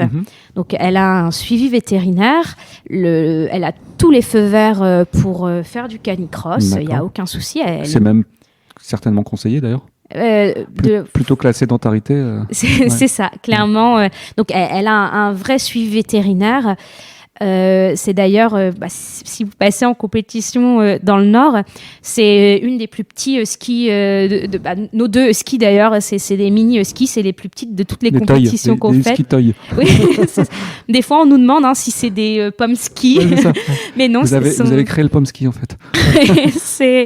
Donc voilà, malheureusement la première, c'est sa maladie qui a arrêté sa croissance, mais on est toujours un peu fiers parce que on arrive toujours, quand on regarde les huskies en compétition, on arrive toujours dans les premiers huskies, donc on est assez content. Et Opal, donc voilà, c'est une chienne qui avait plein d'énergie, déjà toute petite, qui a fait beaucoup de bêtises quand elle était chiot, mais comme tous les chiots, et ça c'est important de le dire, c'est normal qu'un chiot fasse des bêtises. Une maison neuve avec un chiot, voilà. Faut s'attendre à 2-3 travaux supplémentaires. Donc c'est ça, c'est une chienne qui avait beaucoup d'énergie. Donc, quand elle a pu, vers 1 an, je me suis mise au canicross avec elle et elle adore ça. Voilà, elle adore ça et c'est comme l'a dit Antoine. La première fois qu'on s'est vu sur un canicross, on voit les chiens. Je sais pas si un chien sourit. Je sais pas si ça existe ce concept du chien qui sourit, mais ça sourit quand même. Oui. Ah oui, c'est assez marrant. Enfin, nous, les photos qu'on a de canicross, des nôtres, mais forcément, on regarde pas celles de tout le monde, mais on voit des chiens, mais on voit qu'ils sont contents d'être là, ils sont heureux. C'est... Moi, le premier, je m'excuse, je t'ai coupé, c'est pas bien, mais le premier canicross que j'ai fait, je l'ai découvert totalement par hasard, mais j'avais les poils qui étaient hérissés. Tellement on sentait cette... Ça rejoignait toute ma vision, moi, du chien, que ça passe devant tout. Le chien, c'est ma vie, quoi. Et je sentais cette dualité homme-chien et ce plaisir des deux qui étaient réunis, c'était extraordinaire. Et moi, j'en appelle aux fédérations. Le petit mot de DogADN, c'est essayer de ne pas perdre justement cette genèse du canicross et ne professionnalisez pas trop cette activité parce que ça risquerait d'aller au détriment du chien. Ou alors surveillez, mais mettez les gens compétents pour surveiller qu'il n'y ait pas des mauvaises... C'est ça. Puisque tu le sais, je l'ai dit au tout début, je suis du milieu du cheval. C'est vrai que dans le milieu du cheval, alors à ma connaissance, ça se passe pas comme ça dans le milieu du chien, mais j'ai pas assez de recul, mais je pense quand même pas. C'est vrai que le milieu du cheval, c'est moi je veux passer en amateur et puis être en club, donc mon cheval je le vends et j'en reprends un autre. Et ça c'est quelque chose comme un objet. Comme un objet, exactement. On est plus dans le cheval de loisir, le compagnon de vie, on est vraiment dans l'objet. Le cheval est un objet. Je vends mes raquettes, je vends mes tennis et je vends mon chien. Quoi. Et exactement. Voilà. Mais c'est vrai que... Pour moi, c'est inconcevable, personnellement. Mais... pour moi également. C'est un état d'esprit, certainement. C'est ça. Pour la petite histoire, mon premier cheval, il est parti en retraite au mois d'avril, mais ça faisait déjà un an et demi que je pratiquais plus la vraie équitation sportive parce que je voulais pas partir vers un autre cheval avec lui qui était là. Donc maintenant, il est en prairie, il vit sa meilleure vie. Je repars sur une jument qui arrive dans 15 jours, qui est de sport. Mais le premier, il a été là jusqu'à ce qu'il ait pu. Il est toujours là, il est heureux en prairie. Mais quand ses performances ont commencé à baisser, je m'en suis pas séparée. Il est là, il fait partie de la famille. Et pour moi, le chien, alors on n'est pas comme dans le milieu de l'équitation, mais pour moi, le chien, il faut que ça reste... C'est ça ma vision, que ce soit de l'équitation ou du canicross, c'est que ce sont des chiens de famille. C'est pas un accessoire. Ce sont pas des accessoires. Et c'est vrai qu'en canicross, on voit, de toute façon, les chiens qui n'aiment pas ça, ils finissent pas le parcours. Ils finissent pas ou ils marchent. Exactement. Mais le problème, moi, c'est pas qu'ils marchent. Là, c'est la décision du chien. Par contre, ce que j'aime pas, c'est parfois la réaction des maîtres. Parce que le chien n'obtient pas les performances. C'est des problèmes d'ego. C'est des problèmes humains, ça. Je suis d'accord avec toi. C'est là où j'en appelle aux fédérations, c'est de vraiment faire attention à ce genre de choses et de bien observer ce qui se passe sur les terrains de concours et d'être capable de blacklister des concurrents. Soyons clairs. Non, mais on partage assez ton avis sur la chose. Et c'est vrai que... Pour en revenir sur Opale, après je te laisserai Joya.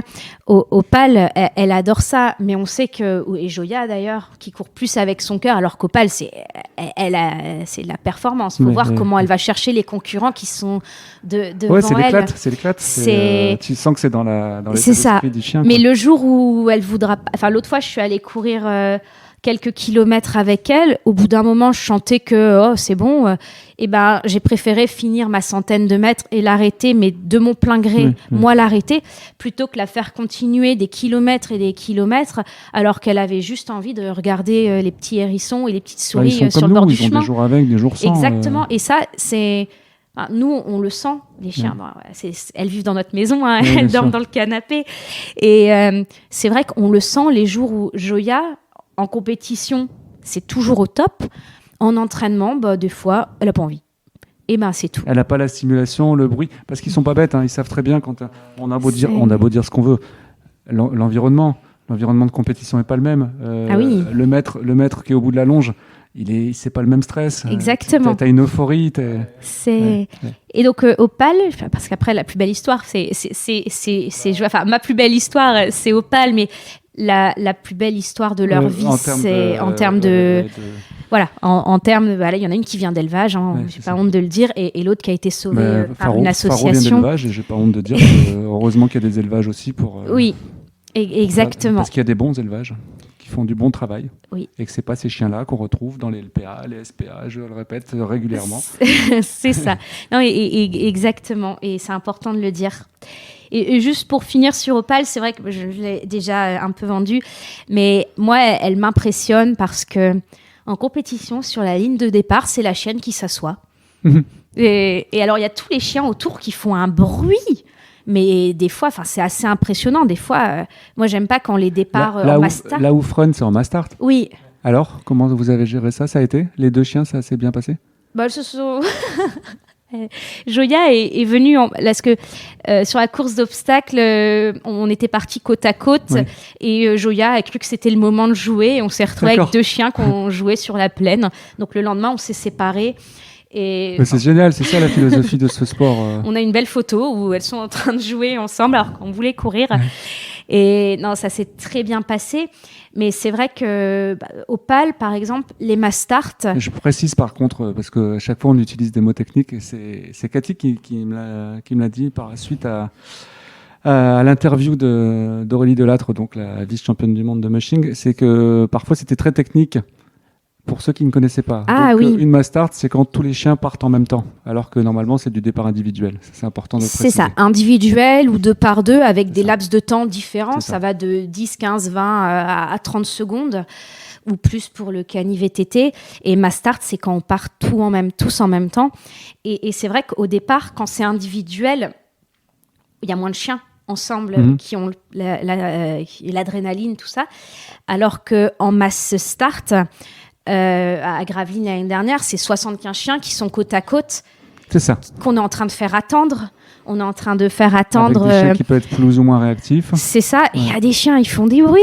Ils font beaucoup de bruit. Et Opale, c'est la chienne qui va s'asseoir. Voilà. Et des fois, on se demande si elle a vraiment envie d'être là sur la ligne de départ parce qu'elle est assise et elle regarde. C'est là que le canicross peut être une très bonne chose pour les chiens qui sont réactifs, etc. Parce que ça fait aussi partie de l'éducation canine, quoi. Oui, c'est d'ailleurs et après, j'ai ce micro-antenne. On le voit, nous, régulièrement, on a des personnes qui nous appellent. Oh, mon chien, il est très réactif, il va pas supporter être avec d'autres, ça va être compliqué. Et en fait, non, pas du tout. Justement, venir en club, bah oui, la première séance, elle va peut-être pas être très agréable pour le maître. Mais la deuxième, peut-être pas non plus. Le chien va vite comprendre son intérêt à venir et être calme. Exactement. Tout à fait. Et exactement. Et là, on a un petit dernier qui vient d'arriver dans le club. Et c'est vrai qu'il y a déjà eu un gros progrès. C'est sa 3e séance, je crois. Elle va faire sa 4e demain.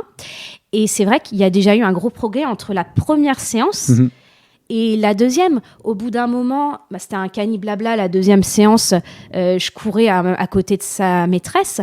Au bout d'un moment, il a compris qu'il fallait arrêter, en fait, parce que moi, je courais avec Joya, justement, avec l'autre chienne. Elle réagissait pas, elle. Elle connaît son métier. Elle faisait ce qu'elle avait à faire. Et à côté, le chien, il a compris par mimétisme. Ouais, voilà, en fait... en fait, il n'y a pas besoin de crier. En fait, je peux aller tout droit, je peux avancer. Et c'est vrai que l'esprit club, le club, ça structure et ça aide des chiens qui ont des... C'est un très bon remède pour pas mal de problématiques. Oui, tout à fait. Voilà pour Opale, l'histoire d'Opale. Donc, mais c'est une chienne. Donc, hormis le fait qu'elle soit assise sur la ligne d'arrivée, c'est une chienne qui, à part quand il fait trop chaud et que du coup je cours pas beaucoup, parce qu'ils ont du gros poil les huskies. Donc, quand il fait un peu trop chaud, c'est vraiment très compliqué.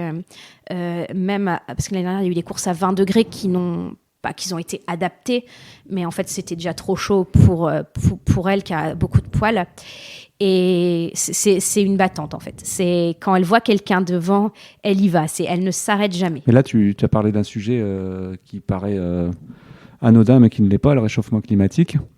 Ça va être très compliqué. Les calendriers vont, à mon avis, de plus en plus se situer vers l'automne-hiver, printemps, éventuellement, que l'été, il va y avoir de plus en plus un laps de temps où il n'y aura pas de compétition. Hein. C'est forte, à part le TDM, puisqu'il se passe au mois d'août, je crois, juillet-août, je ne sais plus, mais qui est en altitude, donc c'est vrai que les températures sont moins élevées.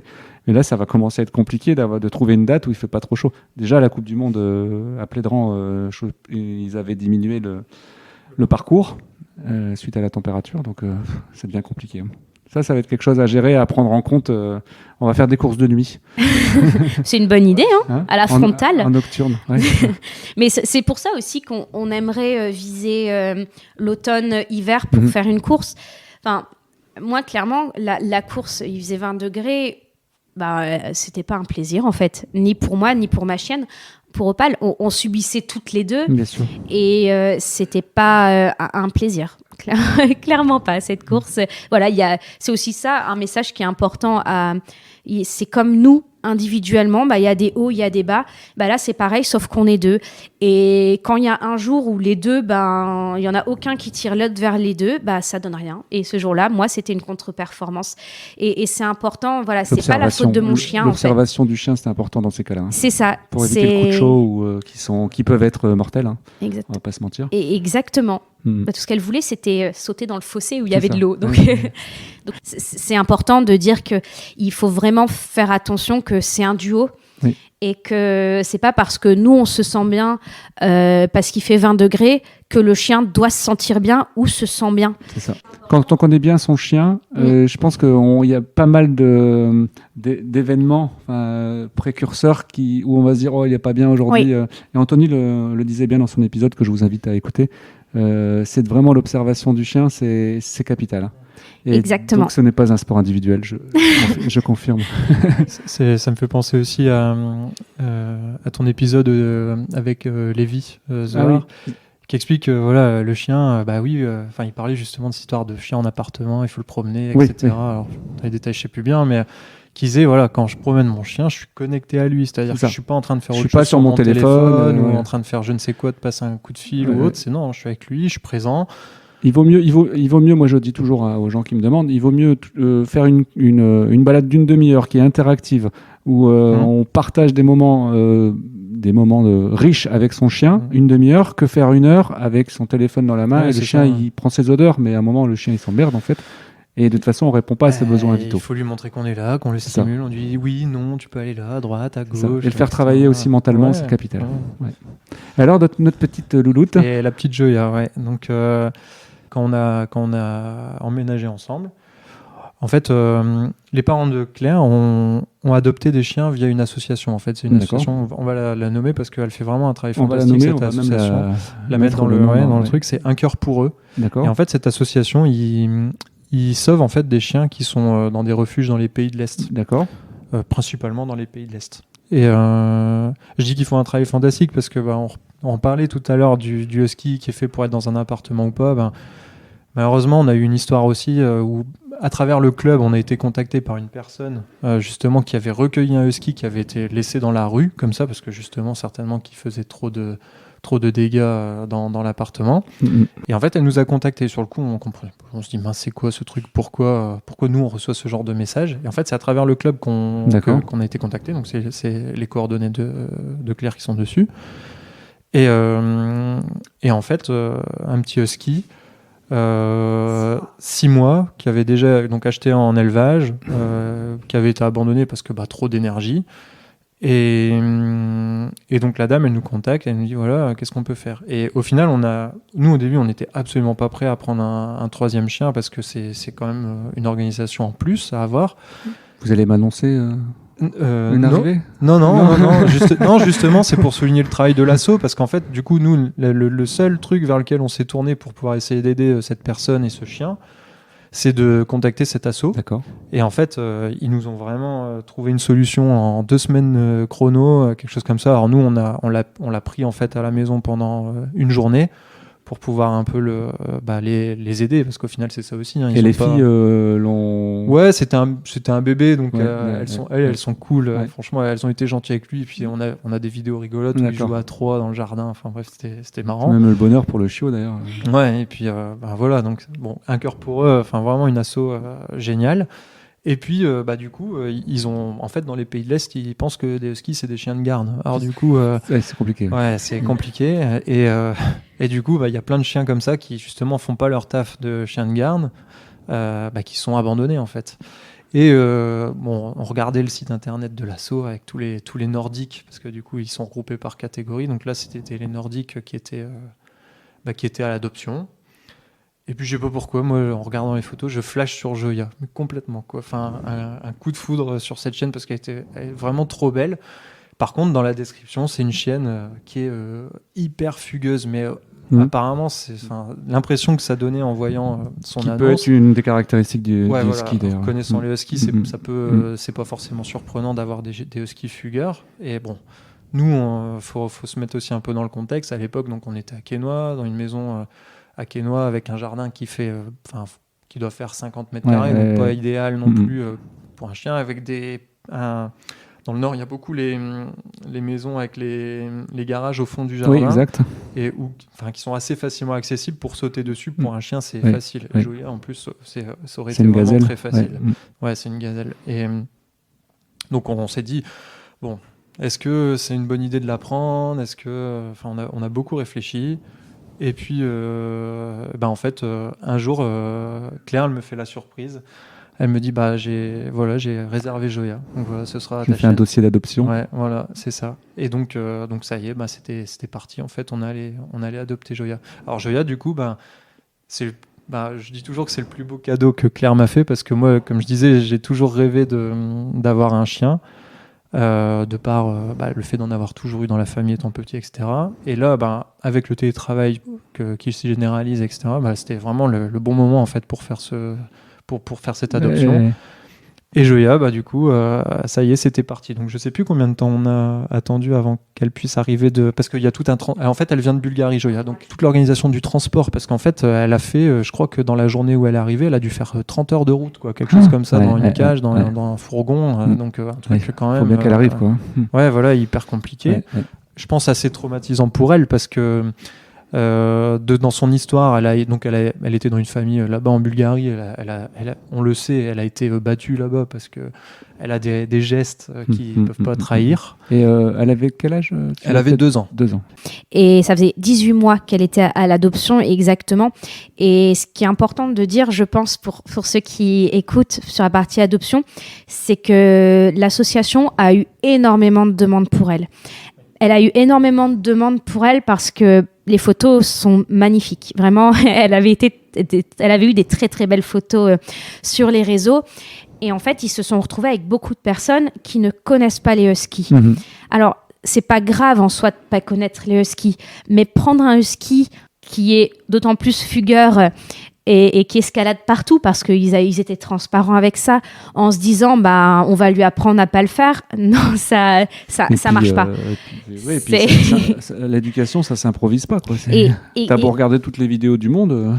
C'est ça, exactement. Donc il était important parce que ils ont d'autres skis, des skis qui sont a priori plus faciles et heureusement. Mais elle, de toute évidence, elle escaladait partout et les gens contactaient l'association parce qu'elle était belle. Et c'est important qu'on ne choisit pas un chien parce qu'il est beau, mais parce qu'on peut lui offrir la vie ou parce qu'on connaît. Et l'association alors je ne dis pas ça parce qu'elle a fini chez nous, mais elle a fait un gros travail et elle a préféré garder cette chienne au refuge pendant 18 mois plutôt que la faire venir en France, en Suisse ou en Belgique chez la première personne qui l'a trouvée belle. Et ils ont une antenne en France alors ? Oui. Donc c'est une association française avec des refuges. Je pense, ils se mettent en contact avec des refuges là-bas pour les aider justement. Très bien. Et du coup, la petite Joyette là, elle fait son trajet de 30 heures dans le fourgon en cage. Et puis nous, on était excités mais un peu stressés. Comment ça se passe avec Opal ? Et en plus, on n'a pas. Je pense le truc qu'on n'avait pas mesuré, c'est vrai qu'Opal, elle a cette maladie, elle a déjà de la difficulté à s'alimenter toute seule, donc. On use des stratagèmes, etc. Et le sport, ça l'aide à manger, justement. On n'avait pas du tout pensé au fait que ça aurait pu perturber en fait Opal dans son équilibre. Ou le booster. Ou le booster. Finalement, ça l'a boosté. Ouais, donc tant mieux, on a eu de la chance, mais comme quoi, il faut vraiment réfléchir à tout, quoi. C'est une adoption, ça s'improvise pas, quoi. Et puis, il y a une part d'inconnu aussi, bien sûr, c'est ça. Et donc, elle arrive, et puis les gens nous la déposent à la maison. On organise la rencontre avec Opal pour faire sur un terrain neutre, faire en sorte qu'elle s'apprivoise un peu comme ça. On respecte un certain protocole. Voilà, c'est ça. Donc moi, elle arrive du camion, je la prends tout de suite. Alors une chienne qui vient de faire 30 heures de voiture dans une cage, mais qui était tout de suite hyper adorable, qui se couche, qui demande des caresses. Bon, déjà, c'était super, quoi. Enfin, c'était déjà un premier signal qui était assez fort. Quoi. Et donc, je vais la promener à Quesnoy, du coup. Donc, on fait la rencontre, qui ne s'est pas super bien passée, faut le dire. Ça a été un peu compliqué au début. Joya, Opal Joya, qui est un peu réactive. D'accord. Donc, voilà, on ne savait pas. En même temps, elle a un passif. Donc, elle a un passif. C'est une chienne qui a vécu dans la rue. Elle a eu. C'est ça. Si elle voulu manger, à un moment, il faut protection de ressources, etc. Et on pense aussi que. Elle devait bien se bagarrer en refuge pour manger parce que quand elle est arrivée, elle était à la limite de l'obésité. Enfin, elle était assez forte. D'accord. Donc, je sais pas, enfin, pour donner une idée, je crois qu'elle devait être à 22,5 kg pour un petit husky. Et là, maintenant, elle doit en faire 18,5. Donc, elle avait quand même 4 kg pour un petit gabarit comme ça, c'est beaucoup. Ouais. Donc, on fait la rencontre. Et puis, du coup, premiers accros, c'est pas grave, hein, on se démonte pas. On les promène à 2, ça se passe un petit peu mieux. Voilà, on rentre à la maison. Et puis, là, Opal, la chef, hein, avec son fort caractère qui montre qui est la patronne, et Joya qui... En fait, ces chiens-là, ils savent pas, dans les pays de l'Est, ils savent pas vivre en maison, ils connaissent pas ça, en fait. Elle devait pas connaître, en fait, le milieu de vivre dans une maison comme nous, on le fait avec en France. Avec des règles, avec... voilà. Et donc, elle prend tous les jouets, elle fait un peu le bazar, quoi. On essaye de cadrer dès le début, de mettre un peu de lui montrer ce que c'était les contraintes de la vie dans la maison. Et elles se sont battues plusieurs fois ce jour-là. Et voilà, ça a duré 2 jours. On n'a pas très bien dormi les 2 nuits. Tu m'étonnes. Ouais. Parce que Opal qui se mettait au pied de l'escalier pour empêcher Joya de monter, parce que Joya, elle comprenait pas qu'elle pouvait pas monter. Ça grognait toute la nuit. Dès qu'il y en a une qui prenait un jouet, Opal c'était ses jouets aussi, donc elle voulait pas prêter. Donc ça a été un peu de protection de ressources, quoi, on va dire. Et aujourd'hui, ils jouent au départ des Masters. C'est des sœurs, c'est vraiment 2 sœurs, quoi. C'est les meilleures amies. Donc c'est la preuve. C'est pareil, c'est la preuve parce qu'il faut tirer des conclusions de tout, quoi. C'est que l'éducation, tout ça, ça prend du temps. Oui, ça prend du temps. C'est long. Oui, c'est beaucoup de temps, c'est beaucoup d'amour. Faut être patient. Enfin, clairement, Joya, on a fait un beau portrait, mais elle est arrivée, elle n'était pas propre. Mais en même temps, elle n'a jamais connu la vie en maison, elle a connu la vie en refuge. Ça veut dire que... elle a dû connaître plusieurs groupes sociaux en plus, parce qu'elle était ballottée à droite et à gauche. C'est exactement ça. Mais clairement, ses besoins, elle les faisait dans son refuge. Ouais. Elle n'attendait pas qu'on lui ouvre la porte pour aller dans l'herbe. Et c'est vrai que, en fait, c'était comme un petit chiot. C'est la même chose qu'un chiot, sauf que c'est plus gros. c'est plus gros, mais c'est beaucoup de patience, beaucoup de temps. En plus, on est sur des races un peu au niveau de l'approche éducative qui n'est pas la même que des races classiques, parce qu'on reste sur du primitif. Quoi qu'on en dise, c'est une approche un peu particulière. Ouais, c'est toujours un peu particulier, les primitifs. Il faut savoir qu'ils peuvent... les instincts prennent souvent le dessus sur nous, ce qu'on peut leur demander. Et donc, c'est là où il faut être en capacité de savoir à peu près comment faire. C'est l'instinct de prédation. Par rapport souvent, c'est ça. La différence, c'est ça. Et ce qui est important aussi à dire, c'est que ce sont des chiens de meute. Et donc, c'est... OK, pendant 48 heures, on n'a pas dormi. Enfin, moi, j'ai fait que pleurer. Mais la hiérarchie, elle devait s'établir. C'est ça. Alors, à partir du moment où ça partait pas à feu et à sang... C'est du lait sur le feu, en fait. C'était normal, en fait. Ouais. Ça va bouillir un peu, mais il ne faut pas que ça dépasse la casserole. C'est ça. Mais c'est ça. Mais c'est dur, hein. c'est dur. Évidemment. Et maintenant que la hiérarchie est établie, mais c'est très clair. Les règles sont claires. Ah oui. Et je pense que Joya avait besoin de ça, en fait. C'est ça. Et là, aujourd'hui, si on donne un bonbon... plus heureuse.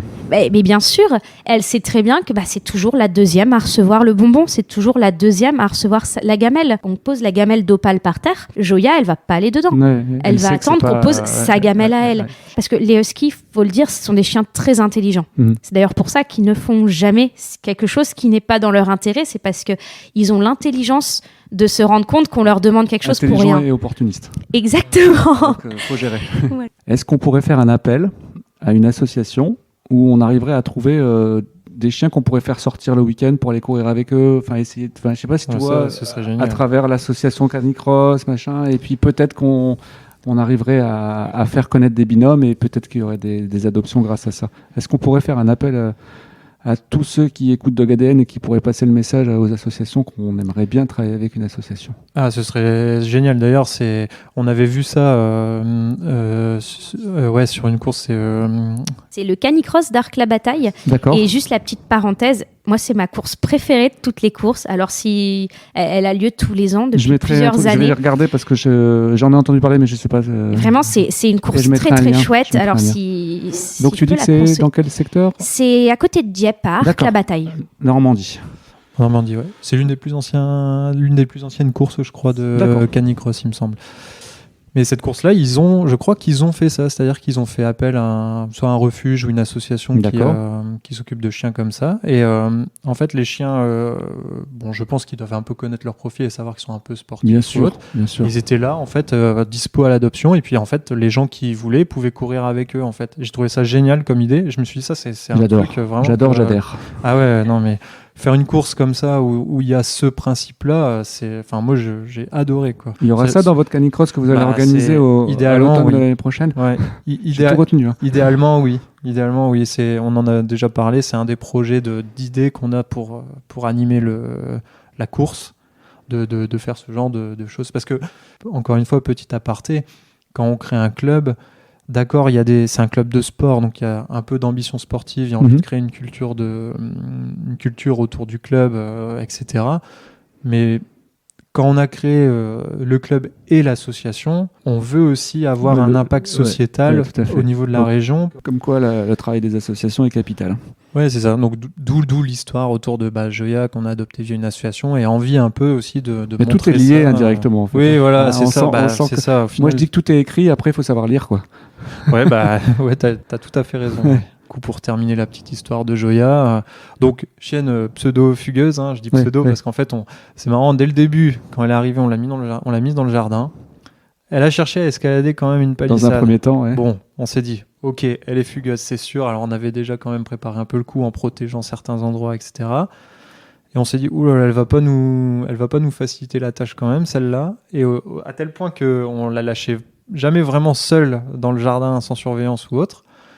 Et en fait, au bout d'un moment, petit à petit, on l'a laissée. En fait, elle n'est pas du tout fugueuse. Elle avait enfin trouvé sa famille. Elle était nourrie avec de la bonne qualité, de la bonne croquette. Elle avait un jardin. Elle pouvait dormir au chaud. Elle avait une copine. Et elle avait un truc, je pense, qui l'a vraiment aidé, c'est la mise au sport, quoi. Enfin, ouais, c'est ça. Ça a été aussi ça marrant. Ça a été un vrai déclic. Hein. Ouais. En fait, quand on a une chaîne comme ça qui arrive, alors en plus, elle qui était déjà un petit peu en surpoids par rapport aux courbes, par rapport à sa taille, nous, on voulait la mettre au sport, voir un peu si elle aimait ça, la faire essayer. Et on y allait progressivement. C'était d'abord 1 kilomètre, et puis après on fait une pause de 5 minutes, et puis on revient. Donc on refait le kilomètre en sens inverse. Puis là. Puis voir si elle adhère, Bon, au début, forcément, c'est comme tout le débutant en canicross. Est-ce qu'elle avait parce que en plus, je rebondis à chaque fois sur les trucs que tu as dit tout à l'heure, mais je trouve ça vachement intéressant. C'est une chienne qui avait peur parce qu'elle a certainement été maltraitée. Oui. Donc là, tu dois lui donner des ordres, mais tu peux pas être trop direct non plus parce qu'il y a la peur qui va prendre le dessus. Dès le début, le non, elle a tout de suite, avec l'intonation, elle a compris que non, c'était non, quoi. D'accord. Et parce que je pense qu'il y avait un peu de peur, certainement. Mais qui après, finalement, s'est transformée en plaisir. Elle comprend. Mais quand elle est arrivée, elle avait peur de la moindre voiture, elle avait peur de la moindre camionnette, elle n'était pas habituée à... Alors je sais pas, en plus je pense que là-bas les camionnettes ils font la chasse un peu aux chiens errants dans les rues. Ça, puis il faut voir l'élevage, quand est-ce qu'elle a été séparée de sa mère, il y a plein de trucs.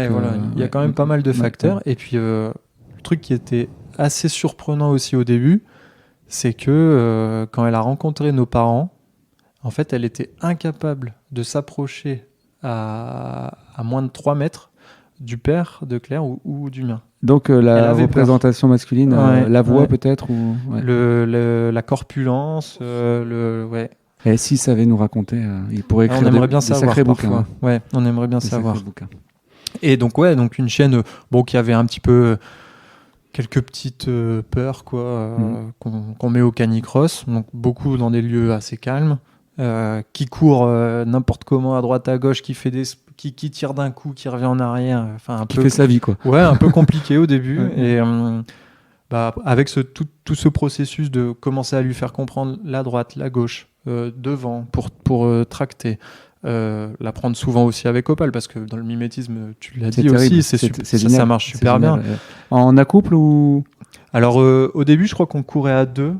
Chacun de notre côté avec l'une et l'autre. Donc là, elle a commencé à voir un peu comment ça se passait vraiment le canicross.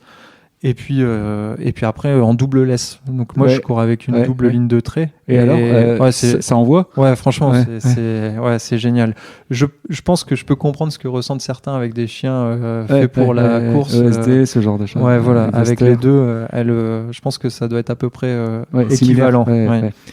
Et donc en fait, au fur et à mesure, elle a commencé à bien comprendre. Et puis le fait aussi qu'on court toute seule avec elle, en augmentant les distances au fur et à mesure, en fait, elle s'y est mise.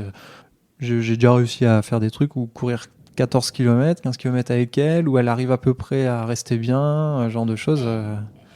Elle court pour nous faire plaisir, elle court avec son cœur pour passer un moment avec nous. Elle court pas pour aller chercher le chien qu'elle voit à 50 mètres. C'est ça. Juste sur Joya, ce qui est important, je pense, à dire dans son comportement, parce qu'elle a été maltraitée, ce qui fait qu'aujourd'hui, c'est une husky qui peut être réactive. Oui, bien sûr, évidemment. Et pourtant, quand elle a son harnais de canicross, quand elle est en course, elle ne regarde rien. Elle fait son job. 80% dédié à la course. C'est ça. Elle fait ce qu'elle a à faire. Elle ne regarde rien autour. C'est exactement la même chose que quand tu fais du mantrailing ou de la recherche du pistage. Le cerveau, le chien se met en mode reptilien. Tu peux lui faire passer son pire ennemi à côté. Il est concentré sur son truc. Et ça, je trouve ça assez impressionnant génial, chez Joya, alors que c'est une chienne qui peut se mettre à sauter, à faire le kangourou, parce qu'il y a un chien dont la tête ne lui plaît pas quand elle le croise de l'autre côté du trottoir, alors qu'en course, elle est dans son truc et elle le fait. Opale, donc voilà, on l'a dit, elle est froide, elle s'assoit sur la ligne de départ, et puis par contre quand c'est le top boulot, c'est le boulot, faut pas déconner. Quand le compteur, la rigueur allemande. C'est un peu ça. C'est quand le compteur il démarre à 5, 4, 3, 2, 1, là ça y est, elle commence à switcher un truc, et par contre elle se donne vraiment à fond. Et Joya, elle, c'est l'inverse. C'est quand j'adore faire des départs individuels avec elle, parce que souvent quand j'arrive au moment où c'est notre tour de partir, le fait d'entendre les compteurs des gens qui partent juste avant nous, elle se met à faire des bonds sur place. On le voit souvent chez les huskies.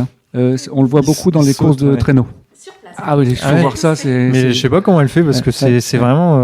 on la voit pas sauter, mais elle saute super haut et elle fait des bonds. Et puis après, par contre, elle s'éclate, quoi. On peut dire que c'est quand même un super destin. On a de la chance. Et je pense qu'on... c'est surtout elle, je pense je pense qu'on lui donne beaucoup. De toute façon, elle en est consciente. Elle voit bien la différence de la vie qu'elle avait avant et la vie qu'elle a aujourd'hui. Donc, merci à tous ceux qui ont tenu jusque-là. En même temps, c'est tellement passionnant parce que là, on réunit quand même pas mal de sujets. Est-ce qu'il y a un sujet qu'on n'a pas abordé que vous aimeriez évoquer ? Est-ce qu'on refait à nouveau un appel aux associations pour ce joli projet d'essayer de sortir des chiens à l'adoption à travers le canicross? Je ne sais pas comment on pourrait faire. Ils se rapprochent de moi et je me rapproche de vous, ou je mettrai des liens. C'est ça, et même si c'est des associations en dehors de notre secteur, de notre région, parce que les Hauts-de-France, c'est en plus très vaste. Après, il y a toute la partie logistique qu'il faut mettre. C'est ça. L'idéal, c'est que ça soit quand même pas trop loin. Alors, pour nous, oui, mais ce que je voulais dire plutôt, c'était s'il y a des associations qui écoutent à l'opposé de la France, il y a des clubs partout en France, et il y a notamment une commission chiens de refuge. D'accord. À la fédération, à la FFLCC. D'accord. Mais il y a une commission chiens de refuge. C'est plus des petites présentations de chiens qui sont sortis des refuges, mais il faudrait se rapprocher d'eux pour savoir concrètement ce qu'ils font. Mais je pense que s'il y a des associations en dehors de notre secteur, peut-être se rapprocher de la commission chiens de refuge de la fédération ou directement des clubs. Sur le site de la FSLC, il y a une carte où on voit les clubs à proximité. Et après, c'est vrai que pour nous, s'il y a quelqu'un en métropole... Je me ferai votre interface avec plaisir, parce que ça serait un projet dans lequel je me investirai avec vous à 100%. Avec plaisir. Bon, génial. Non, là, je pense qu'on a fait le tour. Juste, projet, on en a parlé. Donc, moi, je vous attends pour le prochain Canicross en automne. Et si, le dernier sujet, j'ai pas cru comprendre qu'il y avait un adhérent qui avait eu des performances à peu près intéressantes, là. Ah si, ouais. On va conclure là-dessus, mais je pense que c'est important d'en parler. Ouais, c'est dans on va dire dans l'évolution d'un club. À un moment donné, forcément, on a envie d'avoir c'est un club de sport. C'est une visibilité aussi. Voilà, on a envie d'avoir des performances, on a envie d'avoir des gens qui arrivent à se développer, à performer, etc. Donc, on est toujours ouvert pour accueillir de nouveaux membres.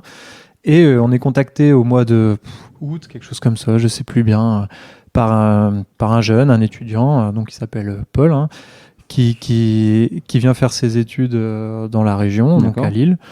Et il faisait déjà du canicross, donc il vient du côté de Tours, donc dans le club du coin, donc c'est le club les Acropates. Les Acropates, d'accord. Et je crois, alors je pense que ça fait un peu moins ça fait pas beaucoup de temps qu'il fait du canicross, et en fait il a eu des bonnes performances cette année. Il a fait vice-champion de France junior. Il est allé à Plédran. Ouais. Il était à Plédran ? Ouais, il était à Plédran. D'accord. Et puis là, il rejoint le club en septembre.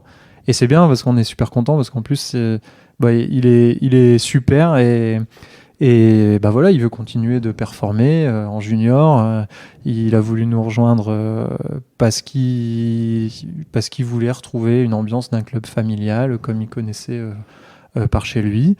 Et donc voilà, là, on essaye de le mettre dans de bonnes dispositions et de l'aider le plus possible, parce que faut un étudiant qui se déplace de sa région, de là où il a toujours vécu. Moins de repères. Voilà. Alors bon, ça dépend des gens, hein, c'est aussi, hein, mais en même temps, quand on vient dans le Nord, c'est facile. Ouais, souvent on dit que c'est plus simple. Voilà, c'est simple. Ouais. mais bon, voilà. Soyons chauvins. Donc soyons chauvins. Mais donc on essaye de l'aider du mieux qu'on peut pour déjà pour l'aider à bien préparer le régional. Là, à Étaples. Coach Antoine. Ouais, alors moi je fais pas grand chose, hein, mais j'ai Benoît Lançon. Il se fait coacher aussi par Benoît. D'accord. Et moi c'est pas grand chose, mais on essaye de l'aider, au moins pour lui très trouver bien. des endroits où s'entraîner. Et tu sais, ça fait partie du tout. Hein. Ouais, c'est ça fait partie La performance, c'est aussi n'avoir que ça à penser. Hein.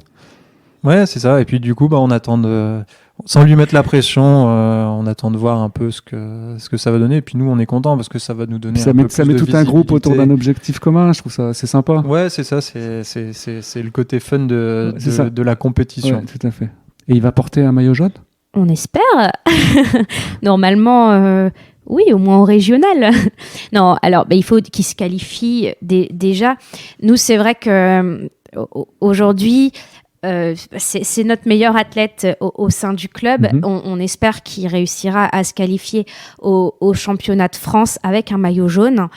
Et ce qui est important, c'est qu'il y en a peut-être d'autres qui seront qualifiés, mais ce que je voulais dire, c'est que nous, depuis 1 an qu'on existe, on a cette opportunité de peut-être être représenté par une personne. On aimerait bien plus, hein. Il y a des très bons vétérans aussi dans le club. On a des personnes qui peuvent aussi espérer se qualifier, mais ce sera la première fois, nous, où on aura quelqu'un. Et puis la mixité, avoir des athlètes de plus haut niveau, moi je trouve que c'est un peu comme une sorte de leurre, ça te donne envie d'aller plus haut, plus loin. Oui, on te le disait en off juste avant le podcast, je n'ai pas pu venir à quelques entraînements et on a confié Opale à Paul justement pour les entraînements. Il a fait des performances avec elle, je ne savais même pas qu'elle pouvait faire ça. C'est fou. Et c'est là où c'est là qu'on dit toujours la limite du chien, c'est l'homme en fait. Hein. Exactement, c'est là où on voulait en venir. Ouais. C'est une belle conclusion, moi je trouve. Sur un super épisode. Ça me fait... c'est pour moi un épisode un peu spécial parce que depuis le début de la création de ce club, je vous suis. Et ça fait super plaisir je vais dire des petits jeunes, parce que 30 ans, j'ai 50. Pour moi, 30 ans, c'est des petits jeunes. Ça fait super plaisir de voir que des gens s'investissent, parce que moi, je sais ce que c'est que de gérer quelque chose. C'est beaucoup de temps. Moi, je gère parce que derrière, c'est une entreprise, donc c'est encore différent. Une association, c'est parce que derrière, il n'y a pas d'argent qui tombe. Hein, on le fait gratuitement, c'est du temps qu'on donne. Alors là, je commence à mieux comprendre aussi, c'est ça qui m'intéressait dans la démarche, c'est que je comprends mieux quel est votre leitmotiv. Le sport, c'est une chose, mais je crois que c'est aussi une excuse pour développer quelque chose à côté. Hein. Alors, je peux juste ajouter petit truc après, parce que les gens vont trouver ça très très long. Il y a quelque chose qu'on n'a pas dit sur la création de club, et après j'ai une petite conclusion pour ceux qui veulent créer un club comme nous, c'est qu'à la Woof Run 2021, à un moment donné, on buvait un verre à deux avec nos 2 chiennes, et Antoine m'a dit j'aimerais bien qu'on ait une bande de copains comme ceux qu'on voyait. En fait, le dimanche, c'était beaucoup des clubs et ils étaient en club, ils étaient ensemble. Et aujourd'hui, on a notre petite bande de copains. Et alors, je parle pas égoïstement, hein, ça reste dans un club, mais on est entre personnes, on s'entend bien. Il y a une bonne ambiance. Une passion commune. Exactement, on partage des bons moments. On mange ensemble quand il y a une compétition.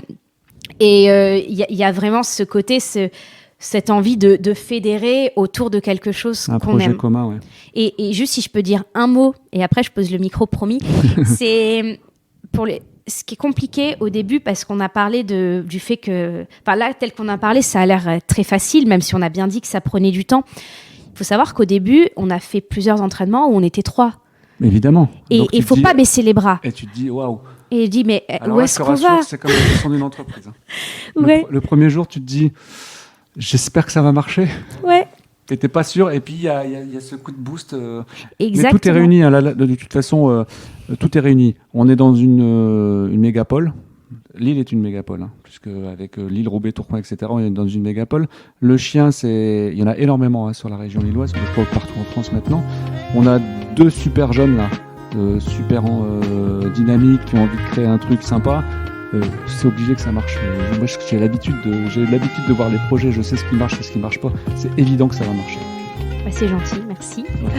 En tout cas, pour le moment, ça marche. C'est pour ça que je vous suis dans vos projets et que je veux absolument, s'il vous plaît, les associations ou les personnes qui connaissent des associations, essayer de vous rapprocher de moi et je vous donnerai les coordonnées d'Antoine et Claire pour essayer de trouver un projet où on pourra aller faire courir des chiens à travers des canicross. Et puis ce sera peut-être l'origine de magnifiques adoptions. À très bientôt pour un nouvel épisode. Je mettrai tous les liens de toute façon de ce dont on a parlé avec Antoine et Claire. Et je vous souhaite une excellente journée à tous et à toutes. Et puis des grosses caresses à vos toutous. À bientôt. That includes love and desire. We can be just who we want.